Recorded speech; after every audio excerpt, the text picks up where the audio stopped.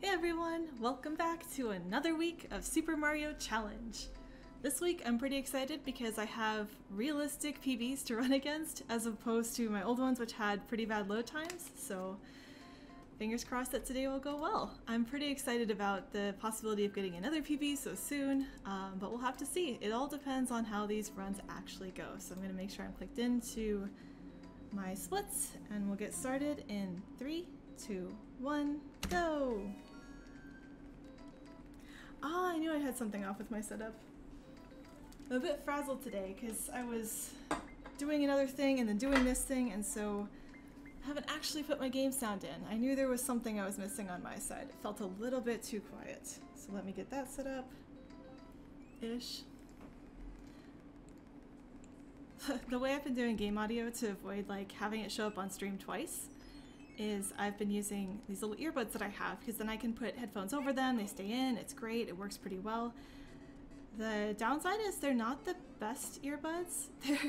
They're bunny-shaped earbuds, which is why I got them. They have nothing to do, or my purchase of them has nothing to do with sound quality or comfort or anything like that. It is 100% about the fact that they have bunnies on them, so you know what, at least it makes me smile, which works good. Yo, Floxy! Oh, I was hoping you'd be here. Good to see you as always.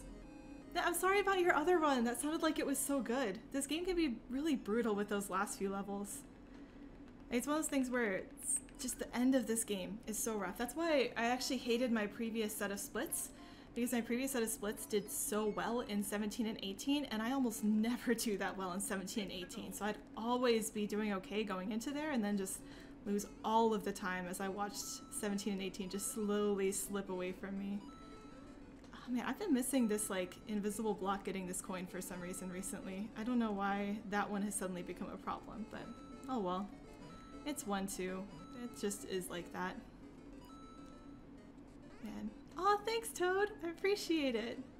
I need the good luck. This game for me right now could use the good luck.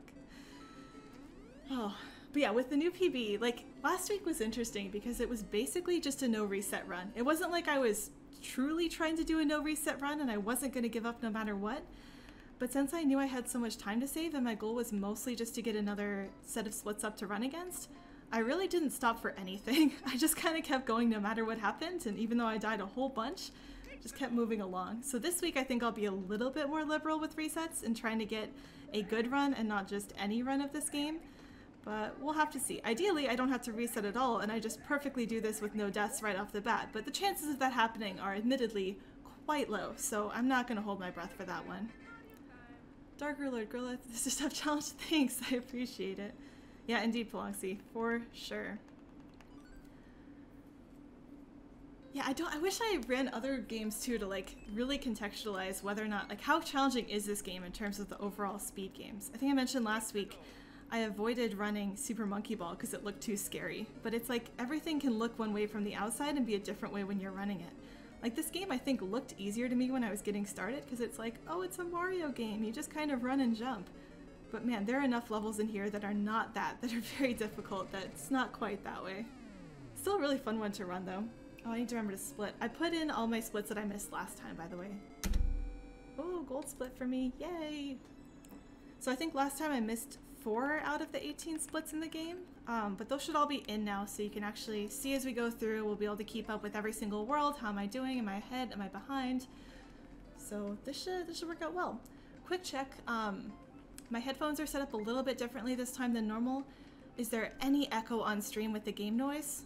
I did a test and it didn't seem like it, but just a quick check. If there's any game echo, please let me know and I will do my best to fix it.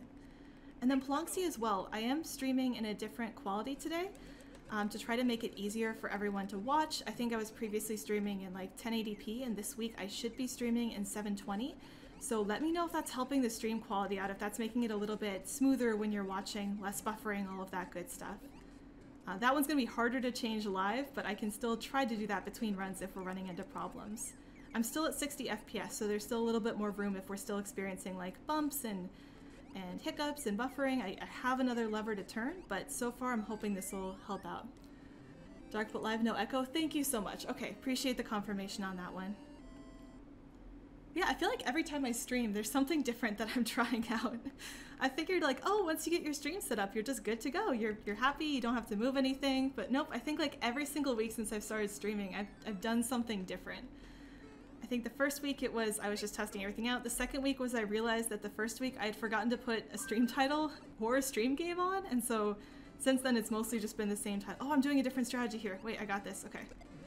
Oh, I did not mean to re-grab that shell, but like, sure. So this is a new strategy that clearly I've practiced at least some extent, but not all the way. Pelangsy figured out a new way to do 2-2 here that saves time if you do it faster.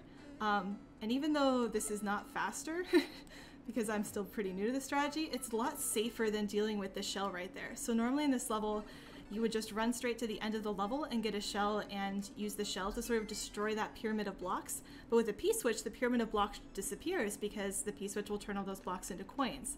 So I've been working on using that newer strategy because one, it's faster if you get it optimally, even with the fact that getting a power-up costs a little bit of time in real time.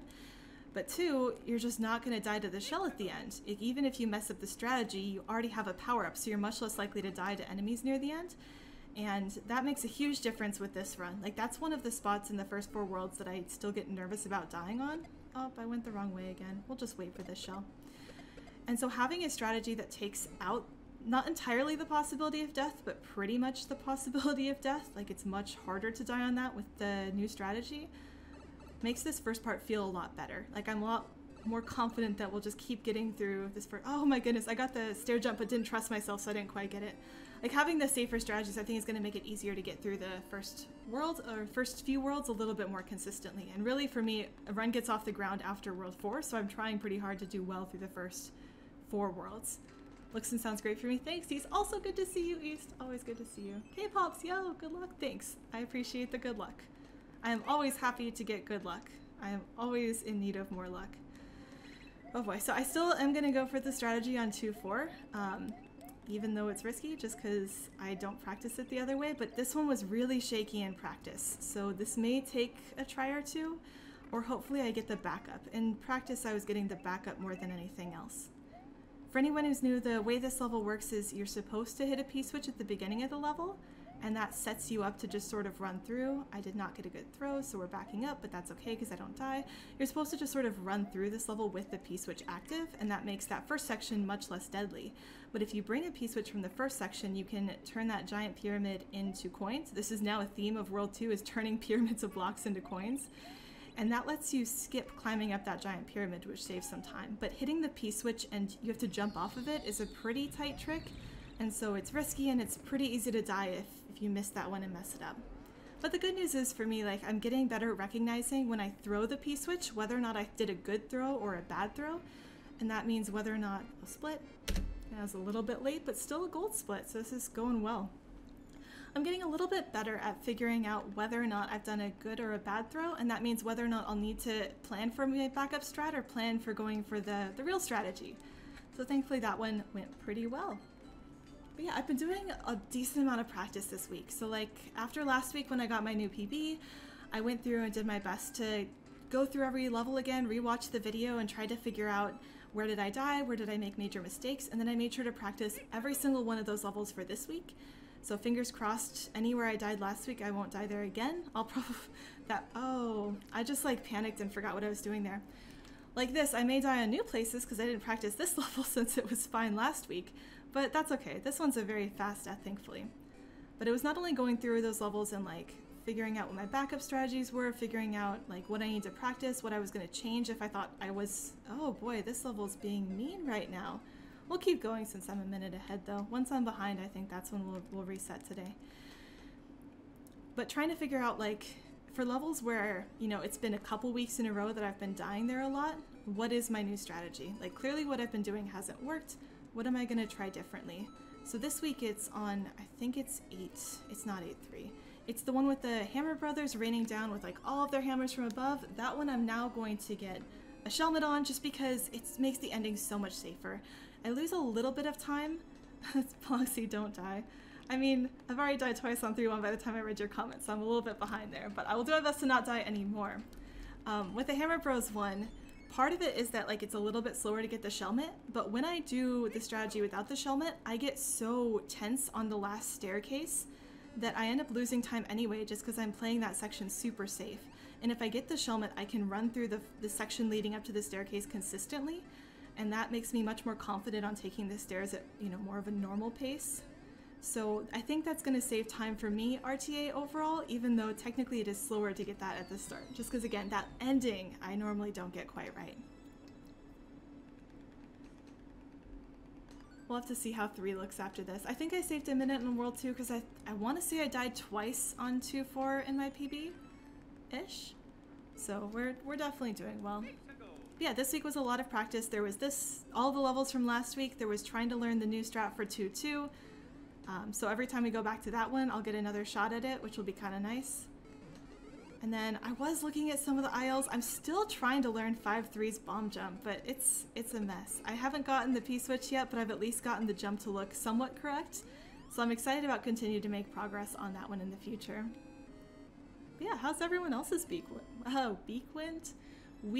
went? Sort of the middle of November. It's not quite the holidays yet, but we're coming up on them, so they're getting a lot closer. I know for work things are starting to go in all sorts of different directions as half of the team is panicking about getting stuff done before they leave on vacation, and the other half is just sort of already checked out and on vacation and not caring about anything at all. So it's made work kind of wild, because depending on who you're working with, they're either really on top of things or really far behind. But, you know, once the holidays hit, everything slows down a bit. I kind of like it when that happens at work, because it means that I get to work on some of my more like personal projects that I like. So with work, obviously, like I have a job and there's things I need to work on. But sometimes there's stuff that I know will help my team. Oh, please throw another mushroom this way. There's stuff that I know will help my team, but it's never quite a priority, right? Like reorganizing things, refactoring code, just never quite makes it to the top of the to-do list. But it's really, do I want to, oh, I can't get this one. Here we go. But it's really helpful to do if you can find the time. And so holidays for me are when I find that time and can actually sort of get that stuff done, because everything else with the due date is now not due till next year. That's always a pretty nice time of year. All right, please, Bowser. Yay! Didn't die. I have definitely died there before, and that is one of the most painful deaths in the game. And we're still ahead because I died twice on 3-1, but thankfully 3-1 is a fast course, so at the very least, deaths are quick. That's one of the things about this game. Not all deaths are created equal. Depending on which one you end up with, you can lose a ton of time, like the end of 6-3 is one of the worst, or you can lose not that much time. I think last week I died on an auto-scroller with fireballs and Goombas, and I lost like a solid minute to dying to a Goomba, and that felt so bad. So I practiced that one as well this week, and like specifically found an earlier mushroom I can get just in case I make a mistake like that again. At least if I make that mistake, I hopefully won't die to it this time around. But with this game, you never know. And like, for some reason, I completely blanked on what my jumping pattern was for this one. So for levels like this where it's run and jump, I've got usually specific background cues that I use to let me know when I should jump. Like here, the center of this last like hill is what I use to jump into the goal. Like, do I need a target for that? No, it's the goal. You can kind of just jump into it. But by having specific targets in that level, it makes everything more consistent. The problem is if I blank on what my targets are, then suddenly I'm thrown off and I have to do backup strats, and backup strats usually involve creativity, and creativity in the middle of a run is usually a recipe for death. So anytime I get creative in a run, if I end up getting to the end of the level without dying, I consider that a win. This game is very much, I know I've said this like 100 times, this game is very much still about just not dying and trying to get more and more consistent. I think that's one of the like cool things about speedrunning it as an any percent category as opposed to the ILs. With the ILs, like once you get the level once, you're kind of just done. You can put the level down. But with any percent, it's no, I have to keep practicing. I have to keep getting good at this. I think when I first started speedrunning this, like I would do weeks between attempts. And so every once in a while, I just sort of get out of practice where like I couldn't remember what the strategies were at all, or like, oh no, what does this level do? But since I've started streaming and I've started more regularly doing at least one run every week, that feeling's kind of gone away. I've gotten a lot more consistent at being able to just continuously remember what the strategies are and what the level routes are. And it's been interesting now shifting from learning all the strategies to learning new strategies. Like now I don't just have strategies for a level, I have old and new strategies for a level, like with 2-2. I've got the old strategy with the shell, and I've got the new strategy with the leaf, which I'm calling the leaf strategy unless Palongsi wants to come up with a better name. I always get jealous of speedrunning communities that have like super cool names for all of their tricks and their strategies. I feel like as a community we don't have names for anything yet. And so I'm hoping that we'll come up with just like some really fun, ridiculous ones at some point, because I think that always makes things interesting. I don't really have good ideas on naming though. Like I'm never the sort of person that you should ask, hey, what should our team name be? Because I don't have ideas. But maybe one day we'll get some in this community too. If anyone has cool ideas for strategy or level names, oh, please do let me know. Oh, I could have gone to the right and skipped this, but I did not. But yeah, as I said, if you have any ideas for cool names for any of these strategies or levels, please do let me know, because I may or may not have a secret, top secret, super secret spreadsheet where I've been trying to give the levels names just because I can, and because I think it helps me remember them a bit better, so feel free to add your suggestions and let me know what you think. Like right now I don't think I've got too many though. I think 9.3 is Chain Chomp Park because there's a park and there's chain chomps, so you can see right there where my level of creativity is. Name them by difficulty. The strats are the levels, because man, 100, I wonder how many different ways you'd have to describe difficulty to come up with 100 different words for difficulty, or if you just lump them together, like 1.3 and 1.1 are like, yeah, they're okay. For the strats specifically, you can. I wonder how, I'm always worried that we're gonna end up with like 20 strats for a level and it's just gonna keep getting harder. Like, I don't know. I think as a community we've been doing okay at like continually improving on certain levels, so I think it'll be fun. But to be fair, when you say, oh, I'm doing the hard strat, that does sound impressive, right? Compared to like, oh, I'm doing the leaf strat. Like, okay, that strat includes a leaf. Good to know. It's more informative. But saying the hard strat makes it sound even harder, so that could be good for like the style points, right? Oh, I'm doing the hard strat here. But then it's like, I don't know if anyone would want to say I'm doing the easy strat. I want to do the backup strat. I want to do the piece of cake strategy. I don't know if this game has any piece of cake strategies. I'm pretty sure I've died in a run on every single level in this game. Pro strats, hard strats, baby's first level. Man, that could work. That could work. Oh, I need to split again. Let's pay attention. Hey, so many gold splits. This just shows how bad my run was last week. Again, last week I basically just did no resets. I was just sort of trying to get in the hang of things.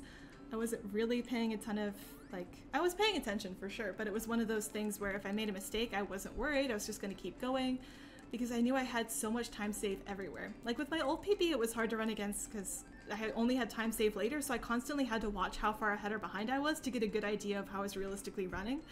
With load times, and now even with this PB, it's like, yeah, I've got time saves in pretty much everywhere. I think the only level, or the only worlds where I don't have time save was like World 3 and World 10. Like pretty much every single world I made at least one mistake. So plenty of room to improve. I got the jump there too. Oh, I almost hit the spring.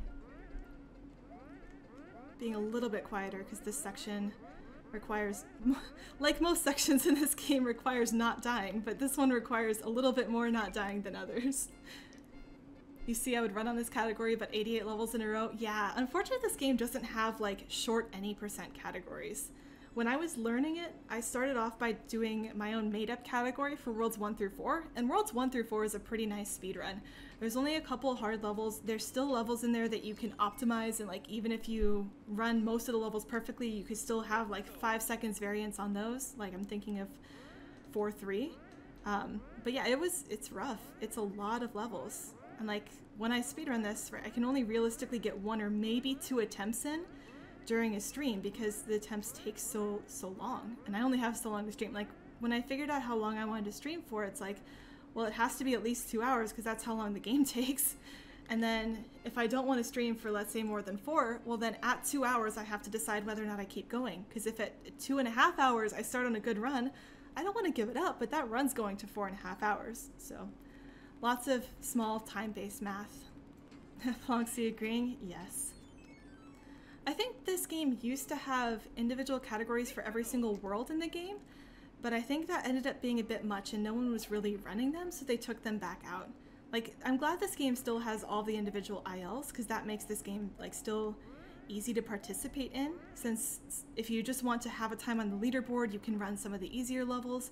If you want to really help innovate, there's a lot of levels, oh, come on. that either don't have times or that have a lot of room for improvement. Like there's been a lot of motion recently with certain, I think World 19 especially, with people figuring out new IL strategies for that. So that's been pretty awesome. I've really enjoyed like seeing that happen. And like even with Palanxi, oh, come on, that works. You know, with Palanxi on 2-2, right? It's exciting to run the game and have something new to try. Like I'm excited to run the game today because I think I have a good chance at getting a new PB again. And probably sub 2. That's really the goal for today is sub 2 hours. Hey, I got the jump. But on top of that, like having a new strategy on 2-2 to try out today and having something a little bit different for 16-4 still makes me really excited. Like it's not like this game is anywhere close to growing stale for me because it's only been like a month or two since I've done any percent runs, but there's still like innovation happening and it's still really exciting to see that going through. Asking Palanxi how he played it for 8 hours straight. Yeah. Palanxi streams for a while. Like Palanxi streams on YouTube if anyone would like to watch him. He's got a great YouTube channel. He's got a bunch of different ILs, different runs. He runs a couple other games. So I usually go hang out if I see that he's streaming, if he's posted in the Discord for the speedrunning community. If I see his stream is up, I usually try to go hang out there. So if you're interested in more runs like this, like Palanxi's YouTube is a great place to go to get more Super Mario Maker speedrunning content.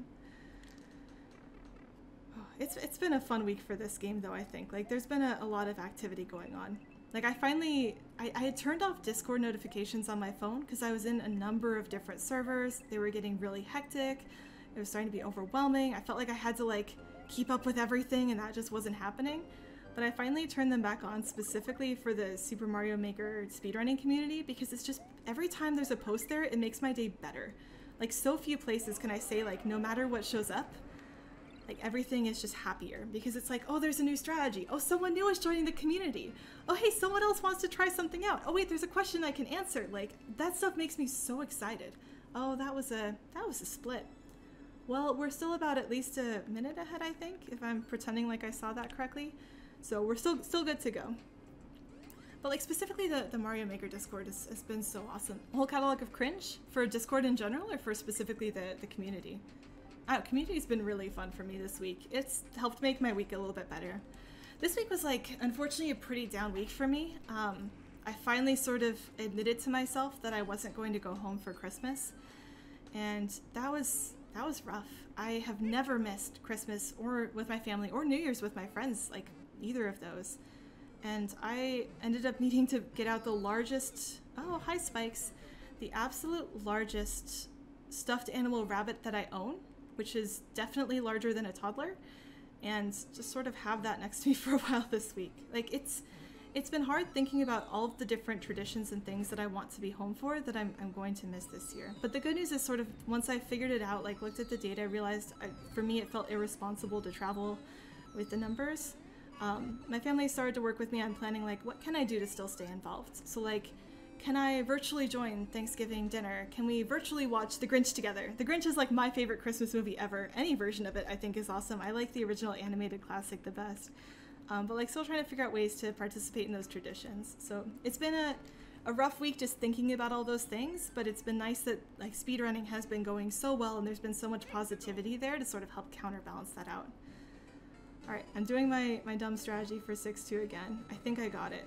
Yeah, nailed it every time, except not every time. Only 75% of the time, which is good odds for an IL, but bad odds for speedrunning. Oh, your channel? I don't know. I think it's a good resource. Like if I had to name the top resources for like this speedrunning community, it's the forums and then your YouTube channel. And then maybe my YouTube channel, but I think that yours wins out, so definitely a good way to get started with this game.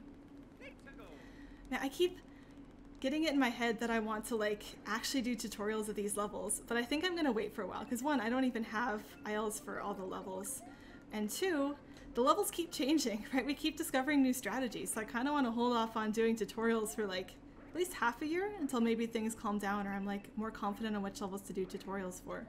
Like the thing about tutorials is the levels that need them are the levels that change a bunch. Like I could easily do a tutorial today for level 1-3, but no one really needs a tutorial for level 1-3 because it's not very complex. It's pretty flexible. You don't have to adhere to anything specific. So there's sort of lots of different ways to go about it, and it's not a helpful one to help teach people. Like, it's a good one for getting started, but I don't think I've run into anyone who felt like they really wanted a tutorial video for that level to get started. As opposed to like 16.4, which could definitely use a tutorial, but there's still so much that I think is going to change about it because it's so open for opportunities. It's so open to like figure out what can happen next. So I keep thinking about it, but I think I'm going to hold off and just keep focusing on any percent and seeing if I can record my own ILs for now. Which reminds me, I have an IL for this I still need to upload. I think I'm 1 second faster than the world record because I jumped a little bit better on this midpoint. But this is probably the least exciting level to get a world record for because, I mean, look at it. So I have not been like super motivated to actually go upload that one. Definitely been sitting there on a couple videos for worlds 1 through 8 for a while. Most of the videos I have just like lying around are ones where I've retied my IL world record but recorded it with capture card instead of with phone so they look a bit nicer.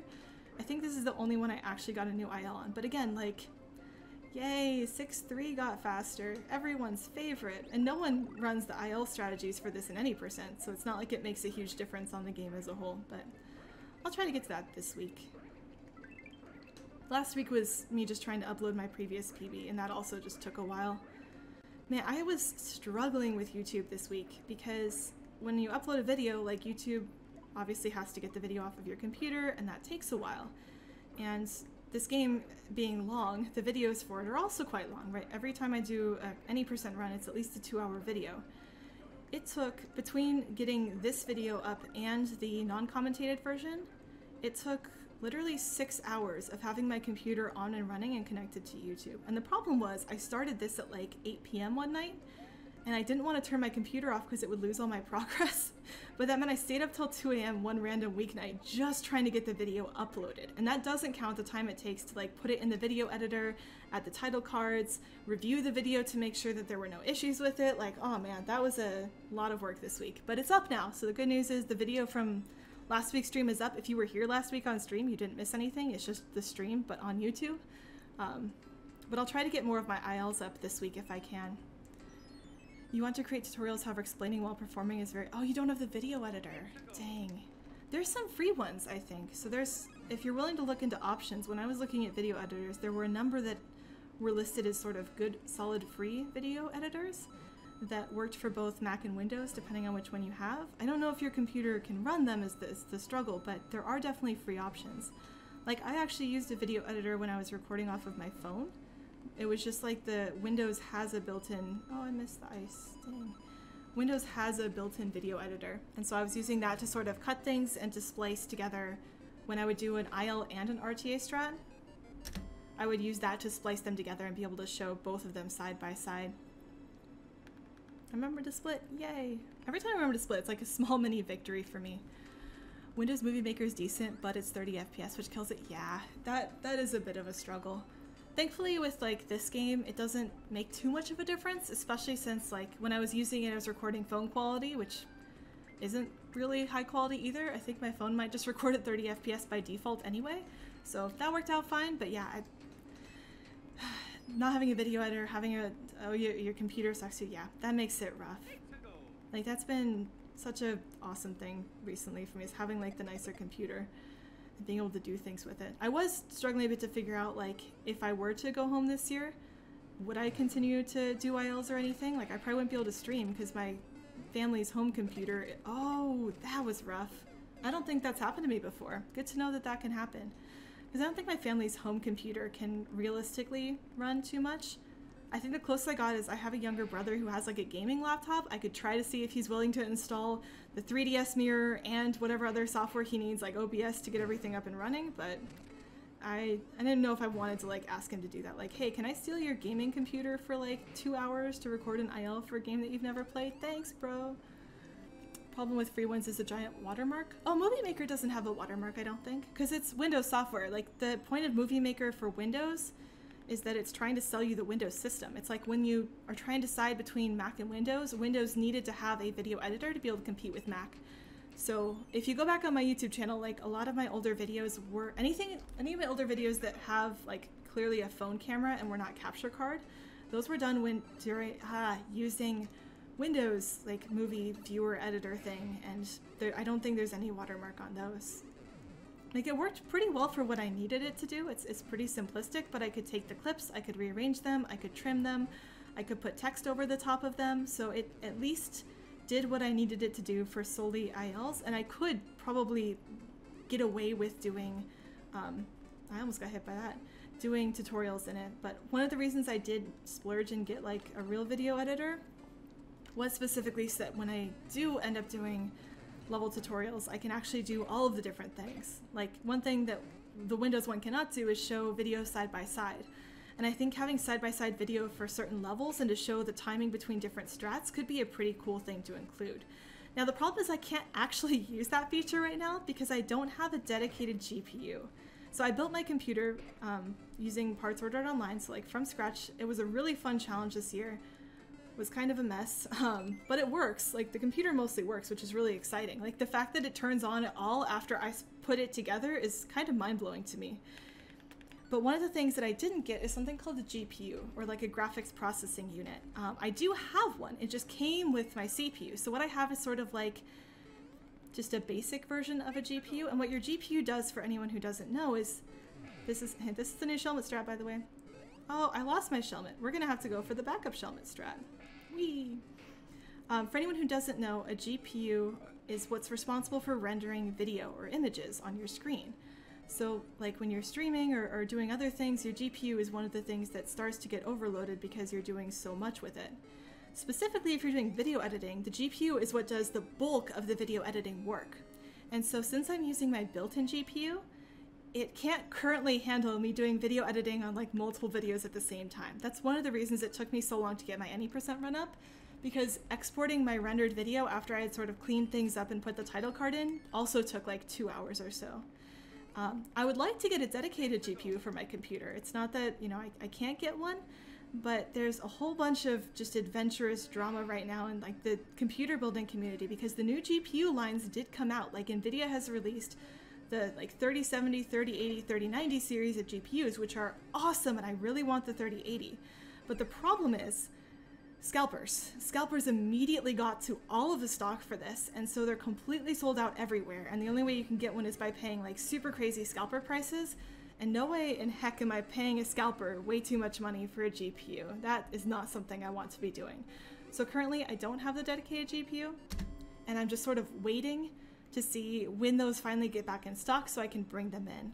But the good news is like my GPU can handle quite a bit for what I'm asking it to do. Like it can edit the videos, it can get my ILs and my any percent runs up.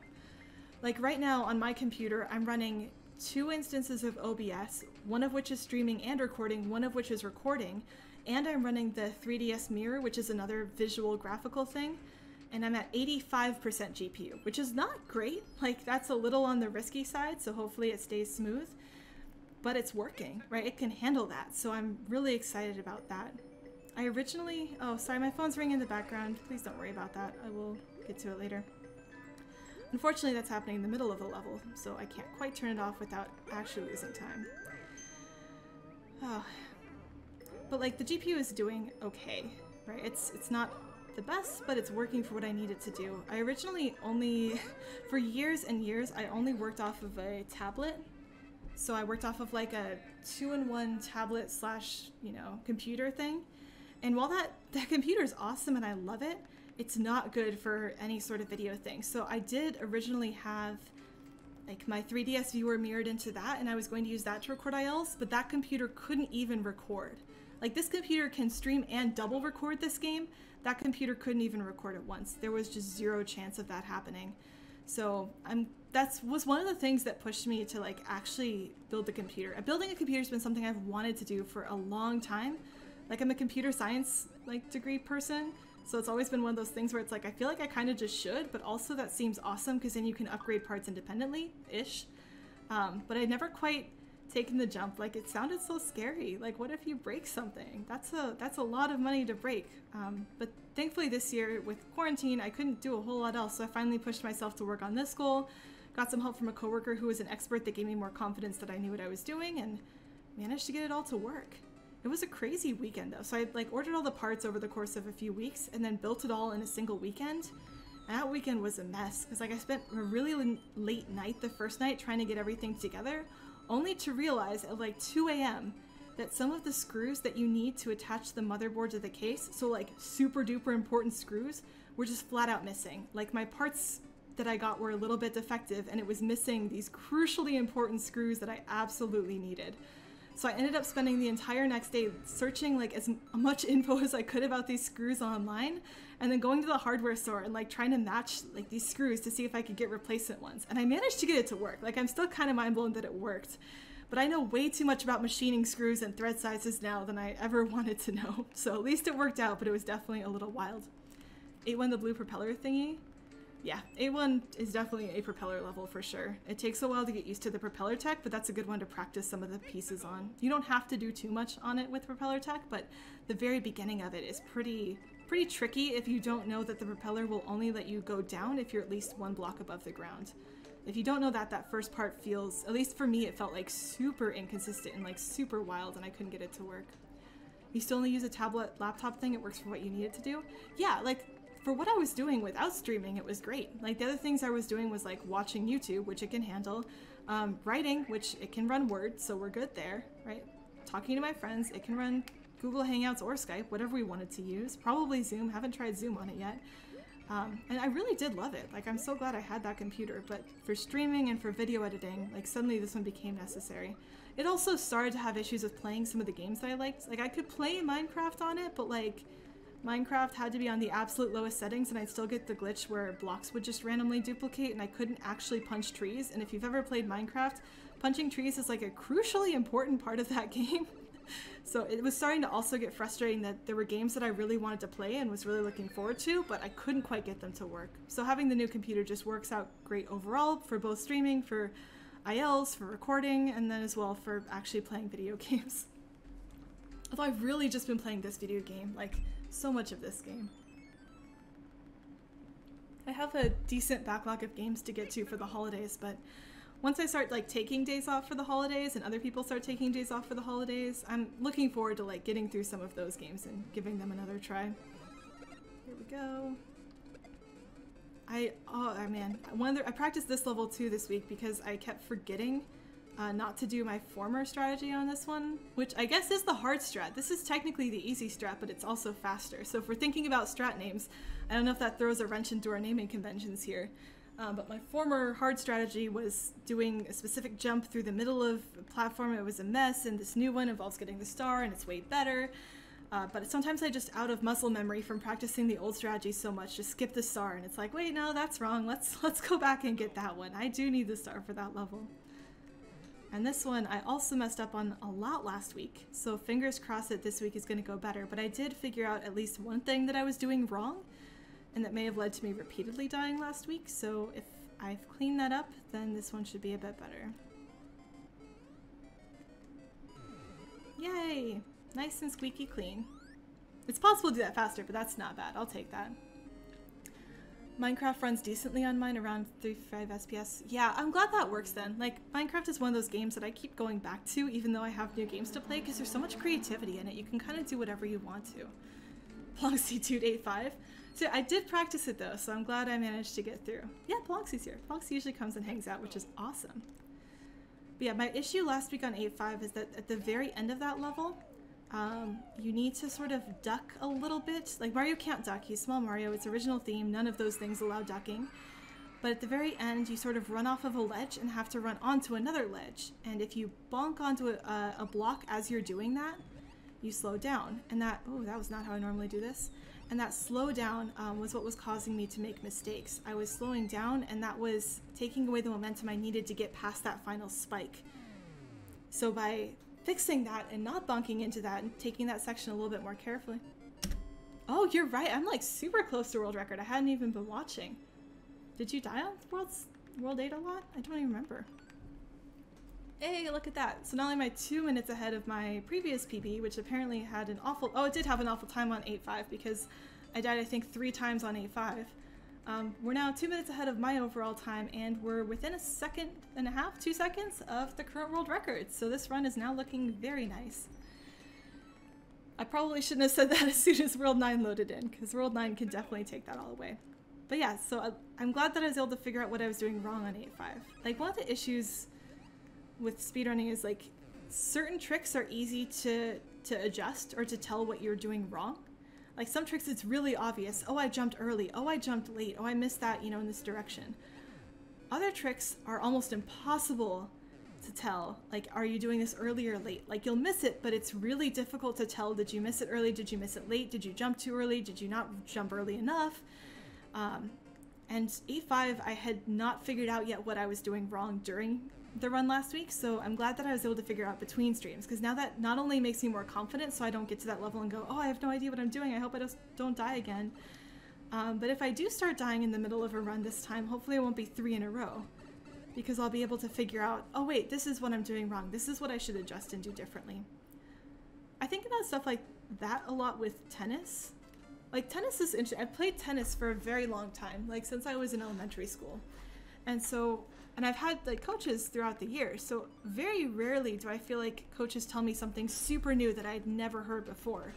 But the difference in why coaches are so much better at things than like I am is even though I know a lot of the advice, like I know hit with the racket out in front of you, bring it back early. They're the ones who can immediately spot which piece of advice you're not following. They're the ones who can tell right away, the reason you're missing the tennis ball right now is because you're doing X instead of Y. And man, I've been trying to get better at that too, and just like, can I tell what's going wrong? Can I figure out what's going wrong before someone else has to tell me? And with speedrunning, I kind of have to, because there's not too many people who run this category, so I need to be able to self-evaluate. With tennis, thankfully, you know, I usually have a partner, a coach or something, and so there's someone around. Same Wii Sports. Yeah, Wii Sports is awesome. Like, the tennis video games that Nintendo's done have been pretty darn good. Like, besides the networking issues with Mario Aces, really like their tennis games. I'm kind of sad about tennis now too though, so I was planning on playing tennis for the first time in like, oh that's close, in like 6 months with someone that I know, and it would have been a really fun match and everything, but my state I think recently announced, oh I did that super late, my state recently announced more restrictions on physical activity, and so I think, even though I haven't heard back from the tennis place yet, I think tennis is going to be banned again, because I play tennis indoors because Washington just rains all the time. So I think outdoor tennis would have still been allowed, but since I was planning on playing indoors, I might have to cancel that, which makes me sad. Ultra Smash though, yeah. I had like a tennis game on like Game Boy Color for Mario Tennis way back in the day, but unfortunately I somehow skipped the tutorial or didn't read it closely enough, and I couldn't find a way for it to tell me how to do the different shots again. So I like initially at some point must have known how to do a lob-in game, but I couldn't figure out how to do it again. And the struggle was like, I play tennis IRL. I could look at the game and go, oh wait, I should lob here. Oh wait, I should do a drop shot. Oh, I should try this particular type of spin.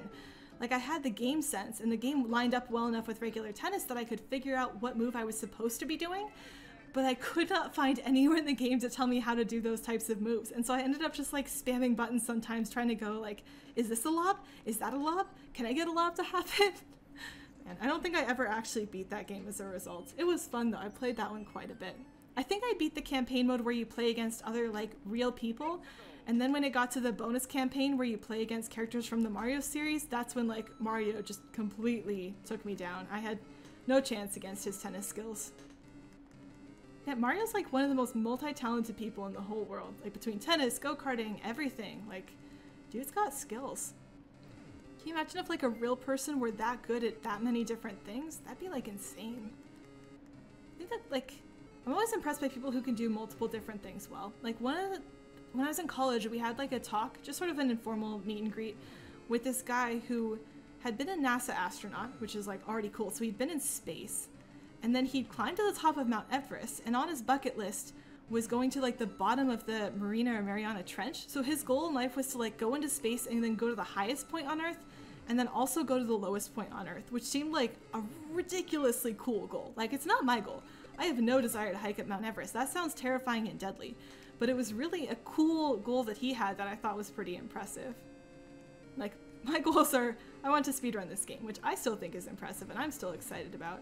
But, you know, not quite the same thing necessarily. My hobby does not involve heavy, rigorous exercise. My hobby still does involve remembering to drink water, which I should do after this level now that I'm thinking about it.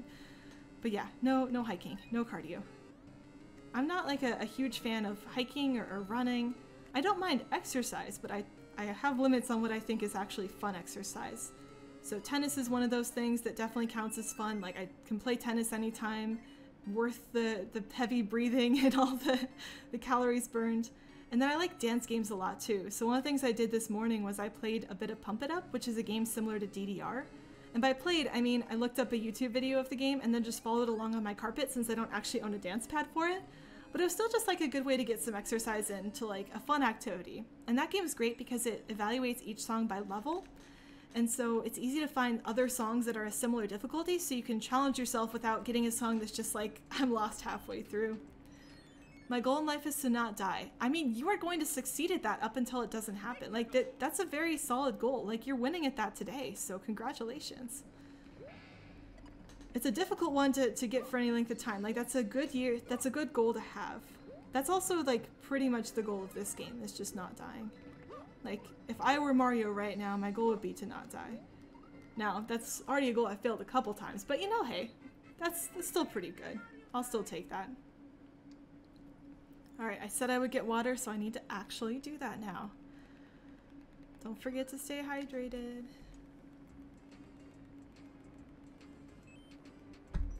Yay, water.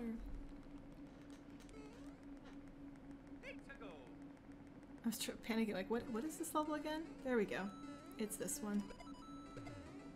Like, I have notes next to me for the levels on, like, which one they are, what do I need to hit, like, which button do I need to hit at the start. Most of the levels are right and run. That's, like, a very common thing for Mario, but some of the levels you have to jump first, you have to go left first, or do other things, so I have, like, notes on them. But sometimes I forget to move those notes. Like, I've gotten so much better at knowing the first 8 worlds by heart so I can see the level number and the medals come up and just know what to expect, that I've like forgotten to check my notes for any of the last 9 levels, so I'm really far behind on where my notes are, so I need to scroll my notes to catch back up. And Night 8 is very fun moving platforms. I think this one I also died multiple times on last time, so new strategies involve just moving less, because anytime you move on these platforms, or at least anytime I move on these platforms, I feel like they just decide to do random things and they don't like to agree with whatever I thought was happening. I'm also now hopping off of these guys, which is new and nerve-wracking, but somehow I think it's been more consistent than what I was doing before. So I'll take that. You also died on 9-7 in the world record. That makes me feel a little bit better. Some of these levels just exist. This one gets me a checkpoint though. Like, the nice thing about this level is most of the deaths that I hit on it are pretty short. The dry bones are the longest death that I usually get. Like this part, now that I've said that, it's definitely mess upable, but this isn't too bad of a section. Like, it's generally pretty reliable in terms of working. It's the dry bones part that always gives me a heart attack. Like, at this point, it's partially just a psychological thing where I see dry bones and I like start to panic. Dry bones are just like this thing that makes me nervous now, so yay. Oh, I completely almost forgot to split there. Oh hey, we're doing really good. So we're 2.5 minutes over last week's run, which is awesome because, again, my goal is sub 2 and I only need to save 12 seconds to make that happen. But also we're 28 seconds ahead of the world record, which is pretty darn incredible. Now, we're not even halfway through the run, so we'll see how long that keeps up. But you know what? Hey, good so far. Nice positive way to start the stream, having a really solid early run. I think World 10 is I think it's the only other world besides World 3 where I don't have time saves. So the goal for this world, off of my splits at least, is just to not mess up. I mean, that's the goal in every world, is to not mess up, but this one is one where I'm not expecting to save time. I'm expecting to either break even or possibly lose time because those spinies. But I've started slowing down on those spinies and playing them a little bit safer, and that seems like it's been helping out. I haven't been dying to them as much lately as I used to. You can get past that set of spinies without slowing down at all, but it's like a ridiculously tight jump, so it's worth going for a question mark, but it's probably better to have a little bit of a backup and slow down a little bit to have more wiggle room in between that space and make that landing a bit more cleanly. Oh yeah, I remember to turn my light on today. Sorry, that's random side thought. I was looking outside at the leaves and going, oh, they're pretty, and then I was thinking about how, oh, it's going to get dark early because it gets dark early now. And the last few weeks, when I've been streaming, when I start streaming here, it's bright outside, so I don't need lights on in my house, like I can just go off of natural light. I haven't remembered to turn the lights on. But the problem is, by the time I stop streaming, it's like pitch black. So for the last few weeks, when I finished my stream, my house has been absolutely dark, and it's been kind of like disorienting to like go get water and go turn on the lights afterward, because it's like, why is there no light? Where did the light go? So this week I tried to remember to actually turn the lights on early, which has no bearing on, you know, how any of you will see the stream, but has a bearing on what it will look like for me afterwards, which is nice. Okay, I need to remember to hold down jump, because last week I also missed that for no good reason. It's so easy to have like momentary lapses when speedrunning this game because it is so long, and there's so many small things you can miss and not do. And I think the more that we play it, the less that will happen, because things will become more hard-coded in brains, like muscle memory will really take over. But for now, it's just so easy to look at a level and go, wait, what do I do here? Oh man, it's pitch black at 6 p.m. here. Yeah, oh man, for sure. So I think here it's like 5 p.m. even. It gets dark so quickly, and it's kind of sad. Like, I definitely lost some energy on my last run near the end because it just was dark. And when it's dark, I think I should be asleep. And so like I was fighting my brain to go like, no, you're ahead of your PB. Like, keep going, keep doing this. But my brain was like, but isn't it bedtime? No, it's not, brain. It's not bedtime. So in winter, when it does get dark, I turn on so many lights to make sure that my house is still brightly lit. Because to me, that helps me get more stuff done. Like if my house is brightly lit, it's like, oh, time to do things, time to get things done, time to practice, time to do X. And then if my lights are off and it's dark, it's like, no, it's time to just chill and watch TV or watch Twitch or watch random things. Lights are like a small shortcut way to convince my brain to do things a different way. Hey, Class Street Progress, great to have you, a sleepy adventurer. Happy you're here. Now, I did spend a lot of time watching Twitch this week because last weekend, or not last weekend, yesterday, literally yesterday was GlitchCon, which was Twitch's attempt at substituting for GlitchCon, which is normally a convention that they would have. And I really only found out about it because oh no, please come back, Yoshi, I need you. Some streamers that I really like and follow were going to be participating. I don't think I would have heard about it otherwise. But it ended up being pretty fun. So it was an all-day event, and there was a lot of different sessions going on with like, you know, cosplay, art competitions, but the part that I was watching was Twitch Rivals, which is like competitive, you know, multiplayer video game stuff. So for me, there were 4 games that were running yesterday. It started off with Fortnite, then they did League of Legends, then they played Valorant, and they finished it off with Fall Guys. And I super enjoy watching League of Legends. That's the esport that I like most closely follow. I'm super up to date on like the North American scene. And then Fall Guys has been my latest Twitch obsession, that I've just been watching channels streaming Fall Guys like basically nonstop. So I was super excited for this tournament. And even Valorant was fun to watch because I enjoy watching CSGO and I enjoy League of Legends, and Valorant is just kind of in the middle of that. Oh, split, right? I hope that was a split. Let me check. Yeah, that was a split. Hey, look. Lost a little bit of time on my PB. Like I said, there was no time save on my PB there, but it looks like we gained half a minute over the world record, so yay! Looking good. But Fall Guys is somehow basically dead already. Man, if you ever go into a Fall Guys streamer's chat, I would recommend you don't say that because they have the most sarcastic responses to that. But it was cool to watch. Like, I really enjoy watching that game, especially with tournaments. Fall Guys gets weirdly competitive. There was like a whole shouting match at one point over whether or not it was cheating to do X, Y, or Z. It was wild. But it was fun to like have a whole day's worth of like tournament content that I enjoyed. Because like I said, like oh, back up mushroom. I watch a lot of those games independently, so having them sort of all as part of this, oh, did I make that damage boost? I made the damage boost! And then I almost got killed by a wrench. Good to know. Having them all sort of in one day with especially a bunch of streamers that I liked and followed was really fun. Like for League of Legends, Hai is someone that I don't normally watch, but I just have really fond memories of because he was on Cloud9 when it started. And he was sort of their mastermind in the mid lane, directing everyone and giving them some of the best macro in the game. And Cloud9's my favorite team, and it's because of how amazing their gameplay was when they joined in. So seeing like him come back, he's a face I remember, and it was like cool to see his team compete. And then for Fall Guys, like Grand Pooh Bear was playing, he's one of my favorite streamers. Kate was playing, she's one of my new favorite streamers that I found out about through Fall Guys.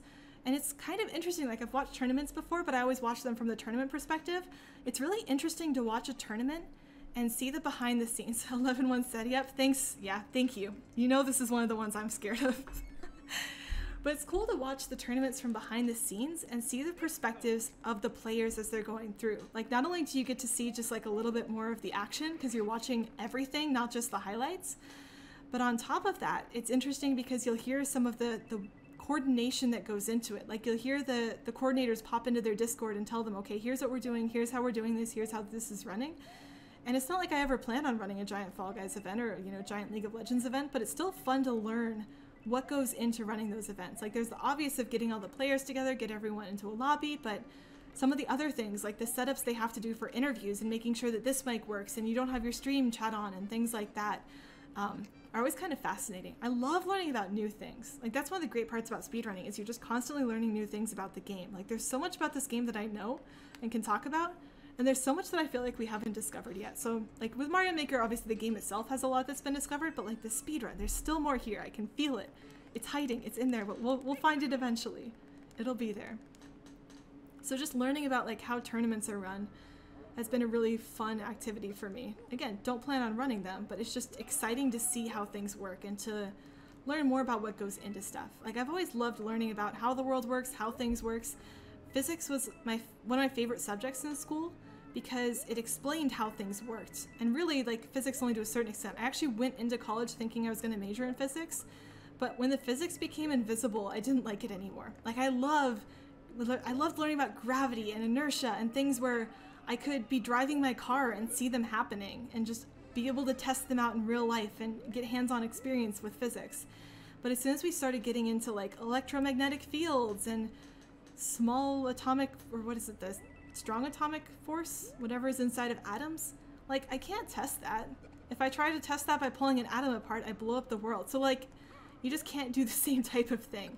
I've always liked learning about stuff and how things work, so physics was awesome, but that's why I don't do physics. Computer science, though, is pretty cool because you are directly telling a computer what to do and then immediately observing what it does. And computer science can definitely get frustrating when you can't see as well what your system is doing, but it's also an interesting subject because with computer science, in case you didn't know this, computers always do exactly what the programmer has told them to.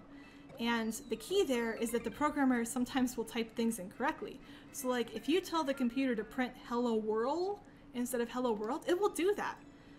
And it's frustrating when you don't know why it's doing that and it turns out it was your fault all along, but with computers, 99% of the time it was your fault all along. So it's both like a really interesting subject where you can always be in control and also a completely wild subject where like it's super hard to figure out what's going on sometimes because there are so many moving parts in like modern computing. Physics was your weakness in science? Yeah, it definitely was a tricky one for a lot of people for sure.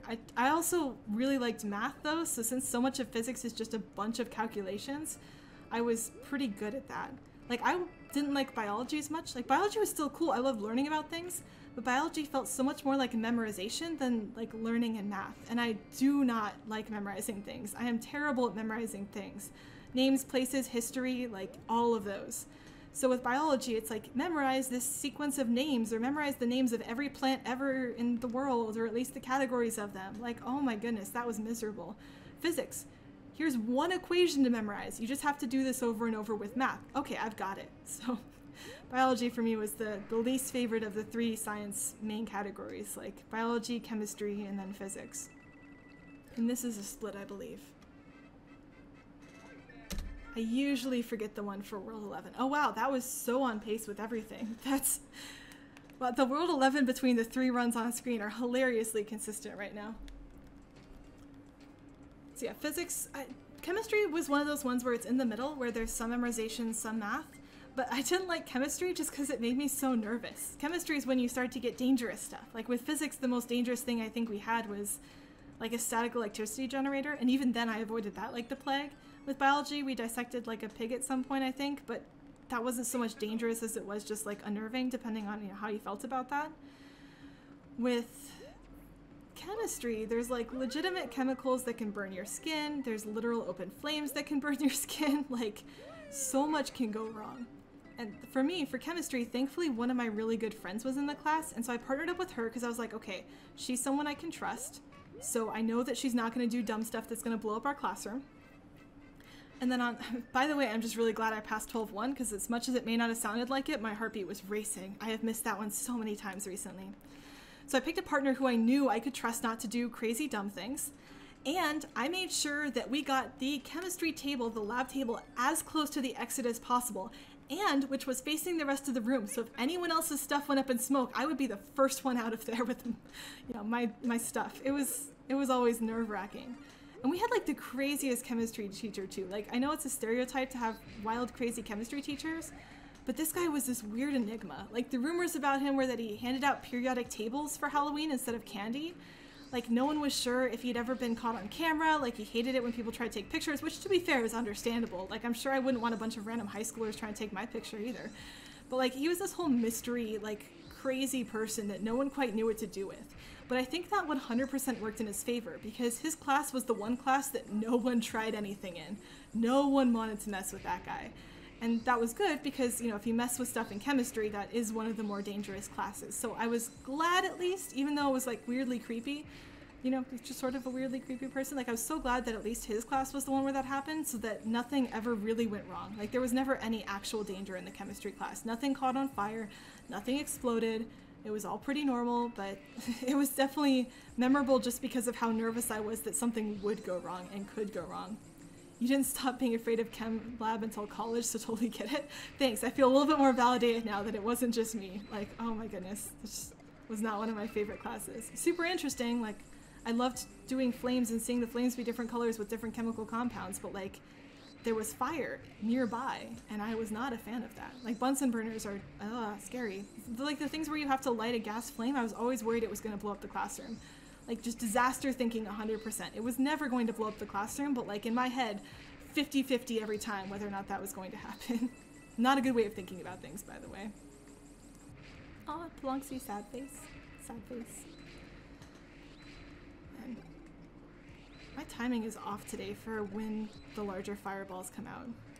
For this level, like the first half of it, you don't need to spam fireballs. Like, there aren't as many enemies as I'm maybe making it look like there are. But spamming fireballs in the first half is good practice to get your rhythm set for the Bowser fight in the second. I guess it's like the second fourth.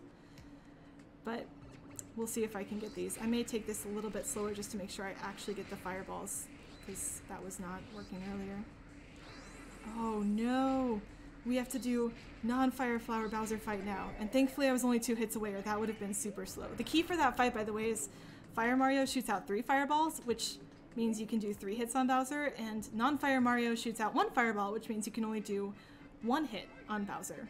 And that is probably immediately apparent that it's slower to only do 1 fireball versus 3. So generally you do want to keep your Fire Flower on that fight the entire time, but thankfully I'd already done a lot of damage to him, so I didn't lose that much time for having lost the fireball. Not sad, mundane, calm. Oh, that's good then. Good to be nice and calm and relaxed. I definitely... Yes, deep breaths. Deep breaths are good. At work one time we had like this whole training thing that came in. I still don't know why this was actually part of like our work training. I work as a program manager, which is like something in a tech company that does stuff, and it's basically just that. I just do stuff. But we had this training that we did around mindfulness, and I had never really been super into like meditation or anything, but it was cool to see them go into sort of some of the sciencey stuff, like why taking deep breaths helps calm you down. And it turns out the key, at least according to them, which, no reason to disbelieve on my side, was if you exhale longer than you inhale, that's what tells your body that everything is okay. That's what lets your body know. That's like its secret key that like, you're fine, you don't have to panic right now.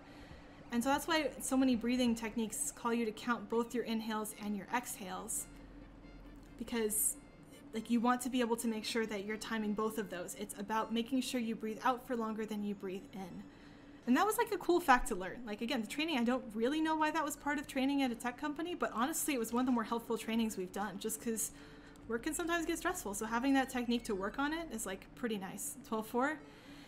Yep, 12-4 time. For anyone who has not seen 12-4 before, this is the closest this game gets to Mario Kart, except with spikes and death, and it's terrifying. So it's all a drifting course. Koopa Clown Car physics are all very drifty and momentum based. So like very physicsy, so yay for physics. But if you make small mistakes, they can add up pretty quickly. Like in order to stop, I have to hit and hold the left button if I'm going to the right. So when I'm going around these corners, I'm like jamming my finger as hard as I can into different directions to try to avoid these spikes.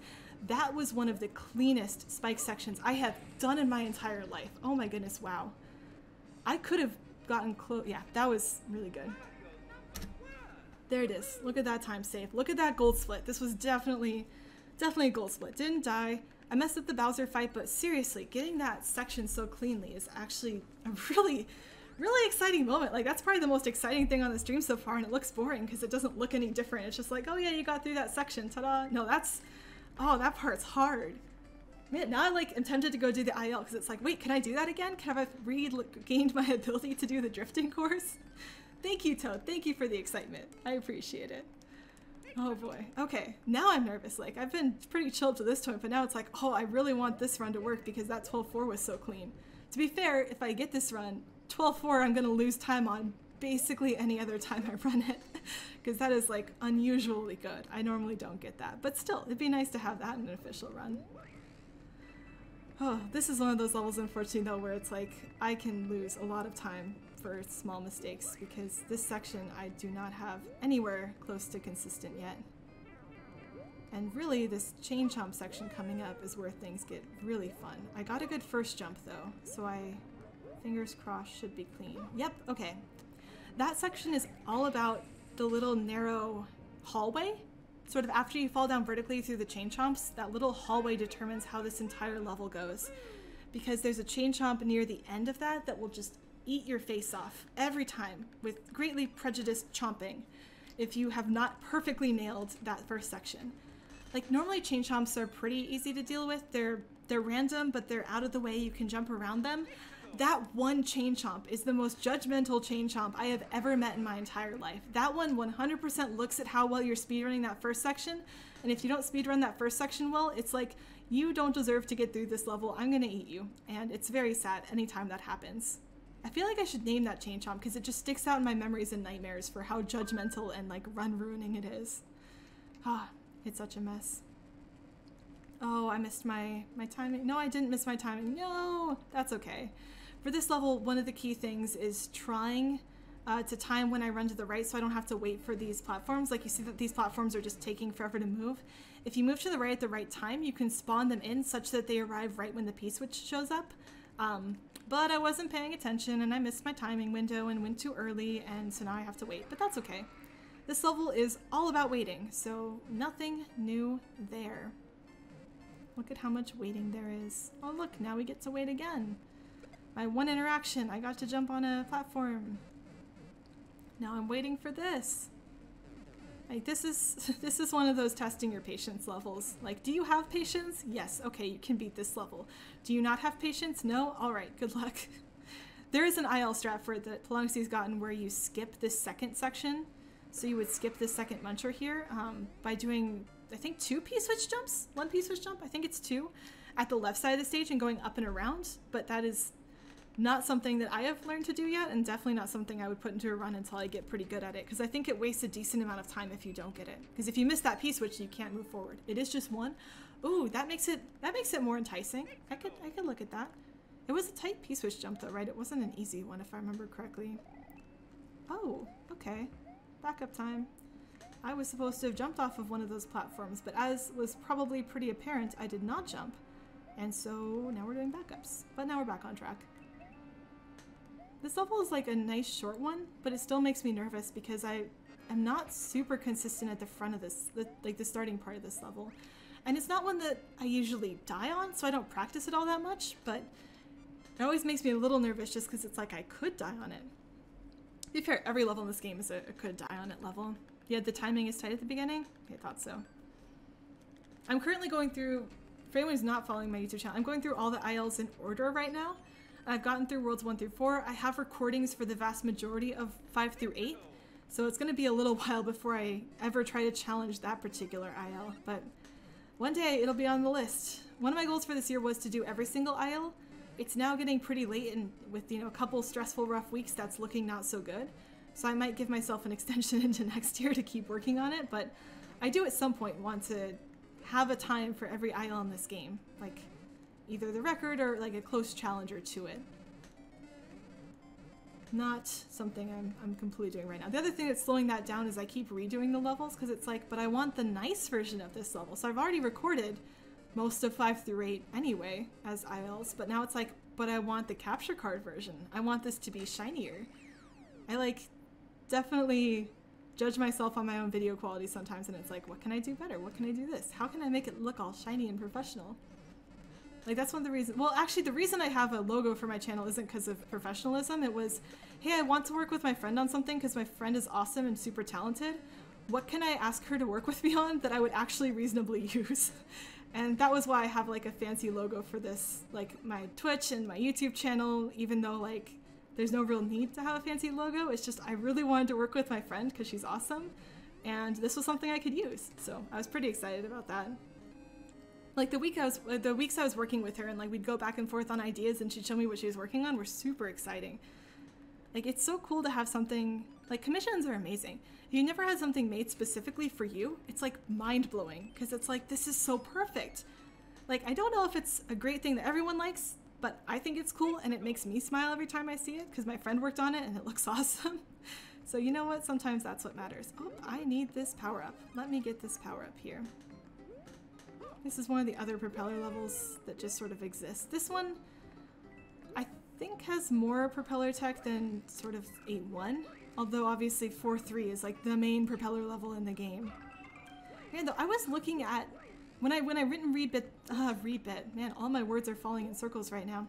When I rebeat this game, I did write down when you unlock certain abilities, power-ups, items, because the way this game works, if I haven't mentioned already, is you unlock certain items and power-ups as you progress through story mode. So at the end of each of these story mode worlds, I would get, 2 or 3 items to use in editor. And what's cool about this is there's so many worlds in this game, this set of levels, that have obvious and distinct themes. Like World 12 is clearly about Koopa Clown Cars. Like, it's impossible for it to be about anything else. And World 5 and 6 are about springs. Like, it's so clear. World 8 is about Shelmets.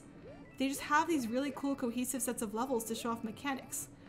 What I hadn't realized, and what I think is one of the weirdest decisions in this entire game, is you don't unlock Koopa Clown Cars until World 15.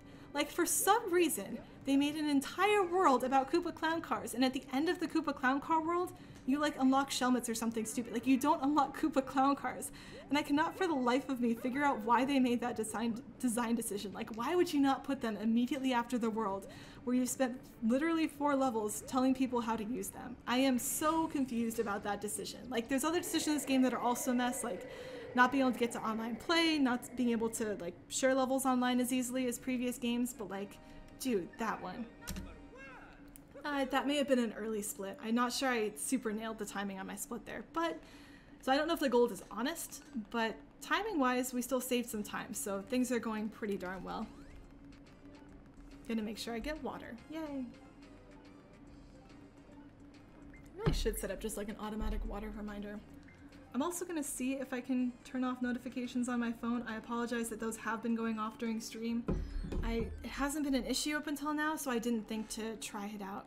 But I've now set my phone to Do Not Disturb, so hopefully stream disruptions will go away and it will just be lovely game audio and my voice happening. Well played, thanks. Oh, that's a cool emote. Nice one. Alright, avoid the list of boos. Okay, so the other thing to mention is, not last week, but 2 weeks ago, I had issues with my stream dropping out for a minute or 2 at a time. I have been trying so hard to debug that and to come up with ideas on what I should do differently. I have pinned my router to a specific channel. I have checked that my IP address expiry is set to 2 days instead of an hour. Neither of which are things that I knew even existed before I started looking into this issue. Unfortunately though, the issue is still happening, so every once in a while my computer will drop the internet for 1 to 2 minutes. Recently it's been happening at 15 minutes after the hour, so the reason I'm bringing it up now is if the stream drops right about now for a minute or 2, I promise it will be back. I'm going to keep running, so I'll be recording locally. The run will still be able to be verified. There's no concerns there, but I really apologize if that happens. I am going to order a new router, and I'm hoping that will solve the problem. But as of yet, I know it's still an issue that can happen, and so as much as I hope it doesn't, heads up that could just be a thing. Same thing with yours, Dark. Dang, if you figure out what's going on with yours, let me know, because I'm running low on ideas. The best one right now is to get a new router and be able to set a static IP address. So if anyone doesn't know, an IP address is basically your computer's address. Like you have a home address where people can find you. Your computer has an address where the internet can find your computer. And usually you don't have one. Oh, hi, Shell. I missed that jump. Usually you don't have one that stays the same. It will switch around a little bit. So and in my case, my router is set to do this every 2 days. It will pick a different IP address, or at least refresh the IP address out of a pool of IP addresses that are available. So like I have 10 IP addresses that can represent my house, and my router, anytime a device like my TV or my computer or my Switch, my 3DS connects, it will pick one of those IP addresses from that pool to give out. One of the thoughts on what could be going wrong is if my computer is constantly asking for a new one, when it's switching to a new IP address, that could be causing the disturbance. But it doesn't seem like that should be the problem. My router should be set up correctly. The other one is it could be that it's channel hopping. Basically, obviously everyone's using Wi-Fi. Like so many people use Wi-Fi at the same time. It'd be a problem if everyone was using the exact same frequency. Everything would get mishmashed. There wouldn't be enough room. So instead, there's different channels, kind of like TV channels, kind of like different phone lines or something, where the internet can sort of say, oh, I'm going to be here. I'm going to be on this road. And this road hopefully has less traffic than the other roads, and that means I can talk to the internet quickly. Well, oh, it may have dropped. I'm trying to look at the stream. It may have dropped. Darn it. Okay, I'll be back soon. I seem to be offline. Please disconnect. So for anyone watching on YouTube later, I stream on Twitch. I'm currently streaming on Twitch Sundays at around 3 p.m. And so when I'm talking to people or I'm answering questions or comments that you don't see, those are people in Twitch chat who are here watching the stream with me and are able to comment live using sort of Twitch's platform. What's happening right now is my computer, as I've been mentioning, is struggling and the internet just dropped. So for people on Twitch, they can no longer see anything or hear anything, but because I dual record, like I stream to Twitch and I record locally, I will still be able to upload this video. Like the YouTube video that you're seeing will be fine because I'm recording locally and the internet only affects remote things such as Twitch streaming. But unfortunately, it does mean now I'm also constantly watching my indicator to see when I come back live. It looks like it should be soon. I'm now getting like a connecting to chat indicator, which means that at least my computer is going to try to reconnect to the internet. I almost died to that lava bubble while I was staring at my computer instead. I'm gonna make sure I take out this Goomba. But hopefully my internet should be coming back online soon so I can continue to hang out with everyone. I'm glad I gave everyone a heads up on it at least, since this is a thing that is now happening. How did I not hit anything there? Okay, internet looks like it's coming back. All right. Cool, so hey everyone, I'm sorry, that's exactly what I thought might have happened today. I apologize that it happened on stream. I promise I'm looking into trying to fix that. The good news for anyone who's concerned is I do record locally at the same time as I stream. So I will be able to, if I get a PB, if I get a record, I will still be able to upload this. For the YouTube video, there would be no disruption in the video, in the run itself. But I do apologize that that issue happened. I promise I'm trying to look into it and trying to look at getting a different router to see if I can fix it. Unfortunately, the Windows network logs I've been looking at haven't been super helpful in telling me exactly what's going on, so I'm also going to try to do more debugging there. But to anyone who stuck around through that temporary downtime, thank you for your patience. Welcome back. You really didn't miss anything. This is an auto-scroller. This is an auto-scroller that I died on last week, so what you missed is at the very beginning of this level, I got a mushroom from a hidden block, and that is why I was Large Mario on the first section. Normally I'm not Large Mario until after I hit the first checkpoint, but I've started getting a mushroom from a hidden block on the first section of the level just so that if I do happen to run face first into a Goomba again, I don't die there. So that's the one change that you missed. It was not that exciting. Welcome back. Unfortunately, you're welcome back right in the middle of an auto-scroller, which is also not super exciting, but yay. Welcome back to the game. So cool. I think you also missed 4-3. 4-3 went pretty normally. Nothing crazy happened there. 4-3 is just avoid the crushers, the game, the mini game, I guess, since it's inside of a game. And thankfully, I managed to avoid the crushers, so everything is okay. Toad, am I local recording? Yes. I local record every time, so there is never a concern that if my stream drops, I will still have no problem submitting this level and being able to get times verified. but thanks for checking. Yeah, my setup is a bit wild right now. I actually dual record locally, which is a bit risky because it can overload my GPU, but I've been trying to, when I upload PBs or record videos for any percent, I've been uploading both the commentated version, which at this point is just this stream, so ta-da, you guys are part of the commentated version, and then the non-commentated version for anyone who's interested. I'm not sure if the non-commentated version is really worth it though. I don't know if anyone, oh wait, split. Oh, I didn't split because I was on the wrong, fun. Okay, we're like 4 minutes ahead, so this is amazing. I missed my split because I had been messing around with my settings to make sure the stream was still working and I wasn't actually clicked into live split, but that shouldn't be an issue going forward. But yeah, I'm actually dual recording locally right now, one with commentary, one without. I'm not sure if I'll keep doing that in the future. I don't know that anyone actually watches the non-commentated version. To be fair, not many people watch my YouTube channel anyway, so like whatever. But the non-commentated version, if it doesn't have a decent number of views after last video and potentially this one, I'll probably stop dual recording locally and only record the commentated versions. I think it's like, I know when I was first getting into speedrunning, sometimes I would just want to watch a video without commentary and just the game sounds. But I think like as I started speedrunning more, I stopped doing that. And since it's making me a little nervous every time I do it with like my GPU, I may stop doing that at some point. I had a curious mini poll for the chat. If you watch speedruns or you watch other gameplay footage, do you generally prefer commentary versions or non-commentary versions? Like, I know I'm asking a slightly biased crowd because I'm asking on Twitch, which generally involves commentary, but curious if anyone has, like, any insights or preferences there. Oh boy. Had to do the second backup. There's 2 backup strategies for that particular jump, by the way. There's the strategy where you jump off of the left side of the screen, like you know immediately that you need to give up on it, and you jump up and bounce or wall jump off the left side of the screen.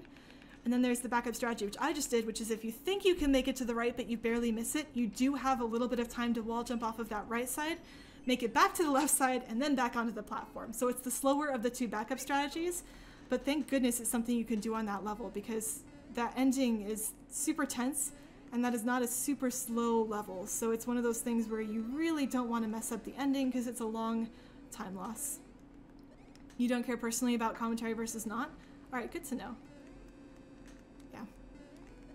I suppose I could go like, I think just most people I follow now tend to have commentary because again, I mostly watch stuff on Twitch. And Twitch, I think for the most part, it's sort of expected. Like it's much more common to have commentary than to be sitting there and not playing a game with commentary. But I think that's also because Twitch is intended to be interactive, right? It's intended to be a platform where like I'm streaming and I'm playing a video game and you're watching it, but you can talk to me too, right? Like you can ask me questions and I'll answer them and we can have a conversation. Whereas with a YouTube video, there's obviously no expectation of that because it's completely asynchronous. I record it and then at some unspecified time later you watch it. And so that element of interaction isn't necessarily expected the same way it is for a live Twitch stream that's happening in front of your very eyes. Ta-da! Not a lot of experience watching speedruns, so no preference yet? Fair. Like, I think I got into watching speedruns back when I was in college, I think. It was really weird too. Basically, I was feeling nostalgic for a game called Super Monkey Ball, which is a game that came out on Nintendo GameCube. And I'm gonna pause that story so I can fight Bowser Jr. because this fight can get a little iffy. I'm gonna lead him over. I have kind of stopped going for fast strats on this one because I so rarely get them that it's just a little bit easier to just try to kill him normally. It's not that much time loss, but we made it through, didn't die. That was the key goal. So I started getting speedruns because in college one day, out of nowhere, I still don't know why, I was feeling ridiculously nostalgic for a game called Super Monkey Ball, which was a game that came out on Nintendo GameCube. And in fact, it was one of the first 2 games that my brother and I got when our parents gave us, I think, a GameCube for Christmas one year. And I really liked that game. And I had listened to the music a lot in college. Like there's playlists online where you can find the music from Super Monkey Ball. And I love the music. But for some reason, I was feeling nostalgic for the levels themselves. And I didn't have my GameCube at college. It stayed at home because my brother owned it too. It was a gift to both of us and he was still staying at home. He was still in high school. So instead I was like, you know what, there's probably somewhere on YouTube where someone has put up a video of them playing this game. And so I went and I searched like Super Monkey Ball gameplay, and the first thing that came up was like, world record Super Monkey Ball speedrun is so fast. And I was like, that's kind of overwhelming. I wasn't looking for that, but like, okay, I guess it looks like you're gonna play the game, so sure, I'll watch that. And I open up the video, They menued really quickly, to be fair. I was kind of like, wow, that was fast menuing. I didn't even know what speedrunning was, so I was like, that's weird, but okay. And then they played the first level, and the first level, as soon as it came up, I was like, oh yeah, this is the first level. Man, I remember this game. I love this game so much. And, you know, they beat the first level, and then they went on to the second level. And second level in Expert, which is what they were playing, like, has 2 routes you can go. It has the easy route, which is what I've always taken in Expert, and then it has the hard route. This speedrun not only took the hard route, it like shortcutted it at the most insane jump I had ever seen. Like, they bounced off of a corner in the game and jumped, like in a game with a ball that can't jump, they somehow still jumped up to the next level and like made it to the next section. And from then on out, my like jaw was just on the floor the entire time I was watching this video. Like, I couldn't tear my eyes away from the screen. And that was like my very first experience with speedrunning, was just like, wait, what? You can do that with this game? And so I slowly started to realize that, like, if I wanted to watch gameplay from games that I remembered as a kid, watching speedruns and like searching the term speedrun, oh, I have to pay attention again. 1 second. That was close. Got it though. Putting the term like video game that I cared about, speedrun, into YouTube would always give me like a run of the game that also was pretty high quality. Like, I wouldn't get frustrated just watching someone run in circles, not know where to go. And then also it would just be kind of surprising and like cool, and I'd learn something about like the game and how it worked. And eventually, like, you watch enough of, when I first watched them, I didn't like the commentary, and so I would always do without commentary. But eventually I started realizing that the commentary was actually pretty fun. And so I started watching like GDQ VODs, and those were so much fun to watch. And that's how I like really got into speedrunning as a whole. That was a bit of a late split, but still gold. I'm kind of surprised it's gold. I must have done badly on that last time. I don't remember dying, but maybe I died on 5-3. I die on 5-3 randomly sometimes. The first speedrun you've ever seen was a TAS. Oh cool, what game was it? Yeah, like TASBot is always an interesting segment in Games Done Quick events. Like, it goes from like, here's a really cool technical way to do the game, to just like, here's a picture of sushi in the middle of a Mario game, because somehow we convinced the game that this was something it wanted to do. SM64, really old 64 star TAS. Dude, SM64 is one of the most impressive games to watch speedrun, and like TAS as well. There's just so much that the players do. There's so much movement in that game. There's so much like really tiny optimization. That's one of my like highlight games. Like, if that's ever on a GDQ, I'd make sure that's one of the games that's on my personal schedule to watch, because they're always just mind-blowing. Really, like, I like watching any of the Mario games get speedrun. With a Mario game, you kind of know what you're in for with the speedrun. Like, even if you had never seen a speedrun of this game before, it's like, oh yeah, Mario is running fast and jumping around enemies. Like, ta-da, I get the general idea. And Mario 64, like, it's just, every time it's on, it's amazing. Like, all the 3D Marios are some of my favorite games to watch. Obviously, Super Monkey Ball is still one of my favorites to watch because it looks cool and it has that nostalgia factor of it's how I found out about speedrunning. But Mario 64 is definitely mind-blowing whenever it happens. I don't know, has anyone else checked out the GDQ? Is anyone else like into Games Done Quick? Like, I know a couple of people here like speedrunning, just curious. Because they got the schedule up now, so I'm starting to figure out like, okay, what am I gonna do about this? One of the things that's like, you know, silver lining, not that I'm happy about not going home for Christmas, but silver lining is I'm not gonna end up taking a ton of vacation time. And so I think what I might do is just take the entire week of Games Done Quick off, because I usually end up being annoyed, like if I have to work and there's a game that I like running, then I can't watch that game. I have to get work done. And so if I take the whole week off of work, it's usually a great way to like enjoy speedrunning. But then also I tend to get a lot done because there's downtime between games, there's downtime during interviews. And so like that's when I finished painting part of my condo, is like during Games Done Quick. I built some furniture, I got like a ton of stuff figured out because I always had a fun thing to look forward to and to watch, which was the speedrun, but then I also had that built-in downtime that reminded me, yeah, you should get up, you should exercise, you should do this craft project that's been sitting on your bedroom floor for like months. Oh, somehow forgot my strategy there, but we still didn't die, so that's the important part. So I'm looking forward to like doing that again this year. Like Games Done Quick is also just a good time to practice Mario speedrunning, because some of the runs you don't have to be watching the whole time. And so it's easy to like in between runs or in between levels quickly get a practice run in of like this level or something else that's not too crazy. Hit the next button, grab some water, doing all the multitasking things. Not that this is really multitasking, but still. Your favorite game to watch speedruns of are obscure versions of Minecraft? Ooh, that's a cool one. I've seen the like classic random seed Minecraft run on, I think, and I don't remember what the version is, but I've seen that one a few times. And that's usually a pretty cool one, just like constant ender pearl collecting. Like it's an interesting way to see that game in like a way I wouldn't have seen, but I don't know if I've seen any like the random categories. There's like one for maybe getting fastest nether portal, I want to say, because there were some clips from like a YouTube channel I watched that was showing people getting that record, because with there was an update to Minecraft where now partially built nether portals can spawn in the overworld, and sometimes you find obsidian and chests next to them, and that gives you like oh, hi.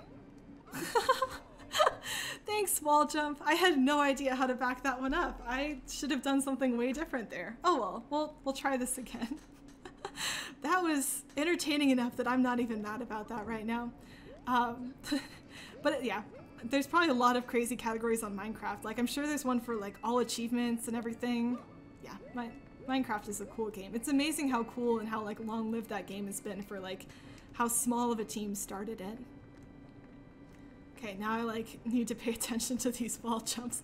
Like the wall jumps aren't usually the part of this that I struggle on. The part I struggle on is remembering to do the spin jump where I do it, because if I do the spin jump like before those platforms, that lines up me doing a triple jump to skip something else.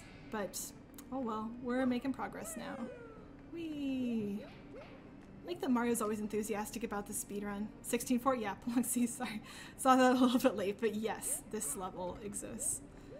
There are a lot of levels in this game that just sort of exist, and when you get to them, it's like, well, this could go a lot of different directions right now. We'll see what today brings for this particular speedrunning level. Alright, jump off of Yoshi. Bye, Yoshi. It was nice to see you, but you're gone now. Spike helmet section. I didn't realize until I started streaming that I just hardcore narrate things when I get nervous about them. So like anytime I get to a section of this level or other levels that are difficult, I drop from like normal game commentary to just, this is an exact description of what Mario is doing at the current point in time, because that's how I stay focused and like keep myself on track. Oh, double Sludge Bros jump. Usually they take turns. They're very coordinated today. They're very in sync. Alright, I have not yet learned the fast strategy, but I do now stand between the Potaboos, which is risky, and I thought that I could have ducked there and gotten it, but now I've got to step forward, step back. This could be bad. This was bad! No! Okay, so this level I have now lost a ton of time on.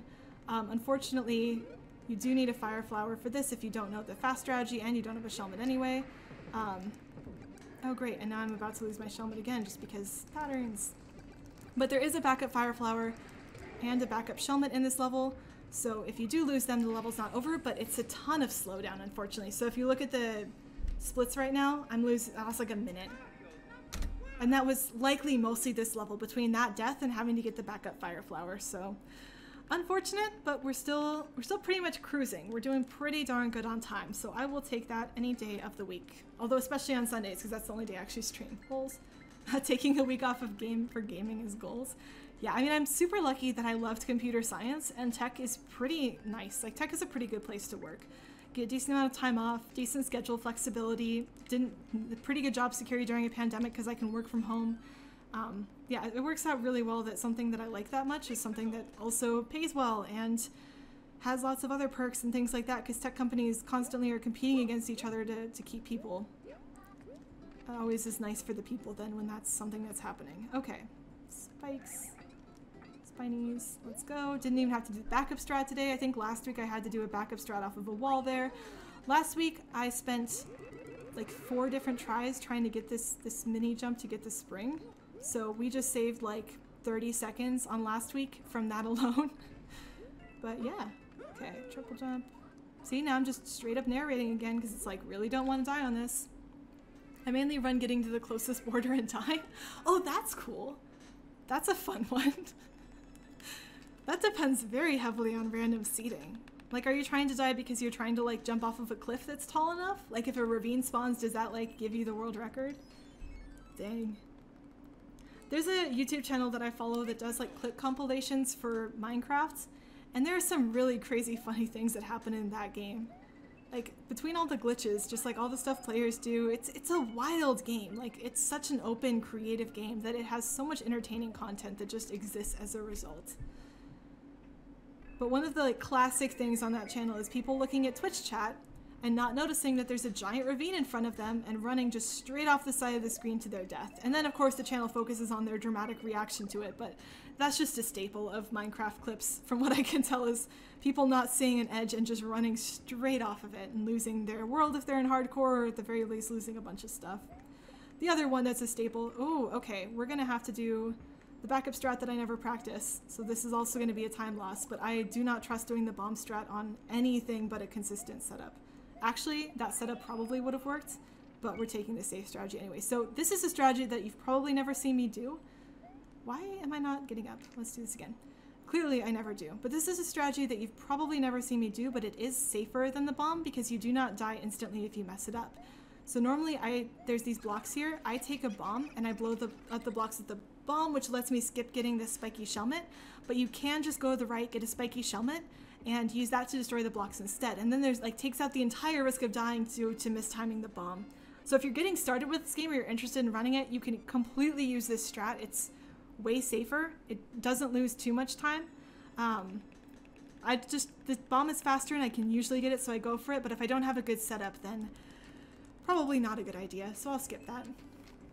That would be you streaming anything, watching chat, and falling into a ravine. I assume that your comment was about that. There is a bit of a delay between not only my stream to you and then your chat back to me, but on top of that, the fact that I really can only look at chat between levels. So I apologize if I ever get a comment out of context and just completely assume the wrong thing. Please always feel free to correct me if I make an assumption or I state the wrong thing. Okay, is this a mushroom? Thank you. Normally I don't get a mushroom right there, but I do not at all trust that Hammer Bros today. Zero amount of trust. The level of trust between me and that Hammer Brothers is absolute zero. So lost a little bit of time getting that mushroom at the top, but worth it for not dying to the hammers. And it's not even too much time lost because since the checkpoint counts as a mushroom anyway, I would have taken the half of a second power-up time loss regardless. Okay, my fingers almost froze there with how nervous I got at my jumps. Unfortunately, when I get nervous about stuff, my fingers tend to freeze up, and that's the exact opposite of the reaction you want to have when you're speedrunning. When you get nervous in speedrunning, you want your mind to go into overdrive and you to be able to react to everything. You want to see the game in slow-mo. Instead, my fingers are I don't feel like working right now because I'm scared. And it's this is not helpful. Can we come to a compromise on this? Can we work this out, talk through our differences? Because this isn't going to make anything go better. Oh, well. The good news is with so much more time into this game and so much more time practicing, hopefully that will get better. Yes, it was about running off the edge. Awesome. Glad that category just sounds so ridiculous. It's probably, I wonder how fast is the record time for that then? Is it within seconds? Is it a minute to go find one? That's heavily dependent on the world spawn, I assume. Oh boy. Okay, hi Goombas. This level is about saying hi to Goombas. I'm gonna try standing a little bit further back on the platforms this time than I did last time. And I say that knowing that I shouldn't be experimenting during a speedrun, but I think if I do that, I get the Goomba to fall and I can be on the front half of the platform before the next Goomba falls, which makes me a little bit more confident about that last jump. So one thing I definitely want to go back and workshop for this level is where do I stand to get that last Goomba to cooperate with me so that I have a clear runway to jump off the platform without damage boosting. Because if you damage boost through a Goomba, it's not like you lose that much time, but I tend to miss jumps after damage boosting because you cannot jump during the damage boost. You have to wait for sort of the power down animation to happen. And so I tend to mistime those just like crazy if I'm not super duper careful. So I get nervous if there's a damage boost and then a jump right afterward. There are some levels where I go for it anyway, like the chain chomp one, or the one where there's that like swinging series of chain chomps. Like I do go for that one, even though that is technically a damage boost and then a jump. But there's one earlier in the level that's a damage boost and a jump that I completely skip because it's so inconsistent for me. It's not like it's inconsistent overall. You can definitely do that part consistently, but if I haven't practiced it and I can't get it like, you know, at least 75%, ideally 90%, ideally 100%, putting it in the speedrun is going to be more likely to lose me time than to save it. And that's definitely like a decision I have to make for a bunch of the strats in this game. Like, do I really think that's going to save me time, or am I going to spend 5 minutes trying to get this one skip and just not make anything work? Okay. This level's been a weird one for me lately because for some reason I just have been forgetting my route for it, like constantly. Like I've been remembering the routes for everything else, and this particular level, I've been forgetting the routes for left and right, so I'm glad that I at least remembered when to jump and when not to jump. And it's not like this level even has a complicated route. It's just conveyor belts, but remembering which conveyor belts go forward versus backwards, so which ones do you want to stay on versus jump on is like really the only gimmick there. 17-7. Oh, this is the one where Polonxi has a really cool strat with a damage boost, I think. Polonxi, do you know if that strategy is faster real time as well? It looked like it probably was, but I was curious. I haven't gone through and tried to time it out. So everyone who hasn't seen it, my strategy on this level is get this boot and take this boot with me to the end because it's my best friend ever. Polonxi's strategy is get the mushroom and then damage boost through that first section of booze, because then you don't have to hop on each one of them individually with your boot, which does save time because hopping on these things individually with your boot is not a fast way to go. I'm being a little bit wild on this level right now. Let's calm it back down. And so I think that probably saves time in real time as well. The trick is with any damage boost, you lose a second, I think a flat second, to getting the power up and losing the power up in real time. I think it's 0.5 seconds for Mario to get a mushroom and 0.5 seconds for Mario to lose it. So for a damage boost strategy to be faster than another strategy, you actually have to save at least a second in real time with that strategy, otherwise it doesn't count. It looked like Polonxi's strategy saved at least a second, but I don't know for sure. Okay, here we go with another brand new strategy that I practiced a ton yesterday, but we'll see how it goes. So I need to spit this out here. I don't even know if I got that quite right. Ooh, I'm not gonna. I need to try to get here first. Did I get all three? I only got two.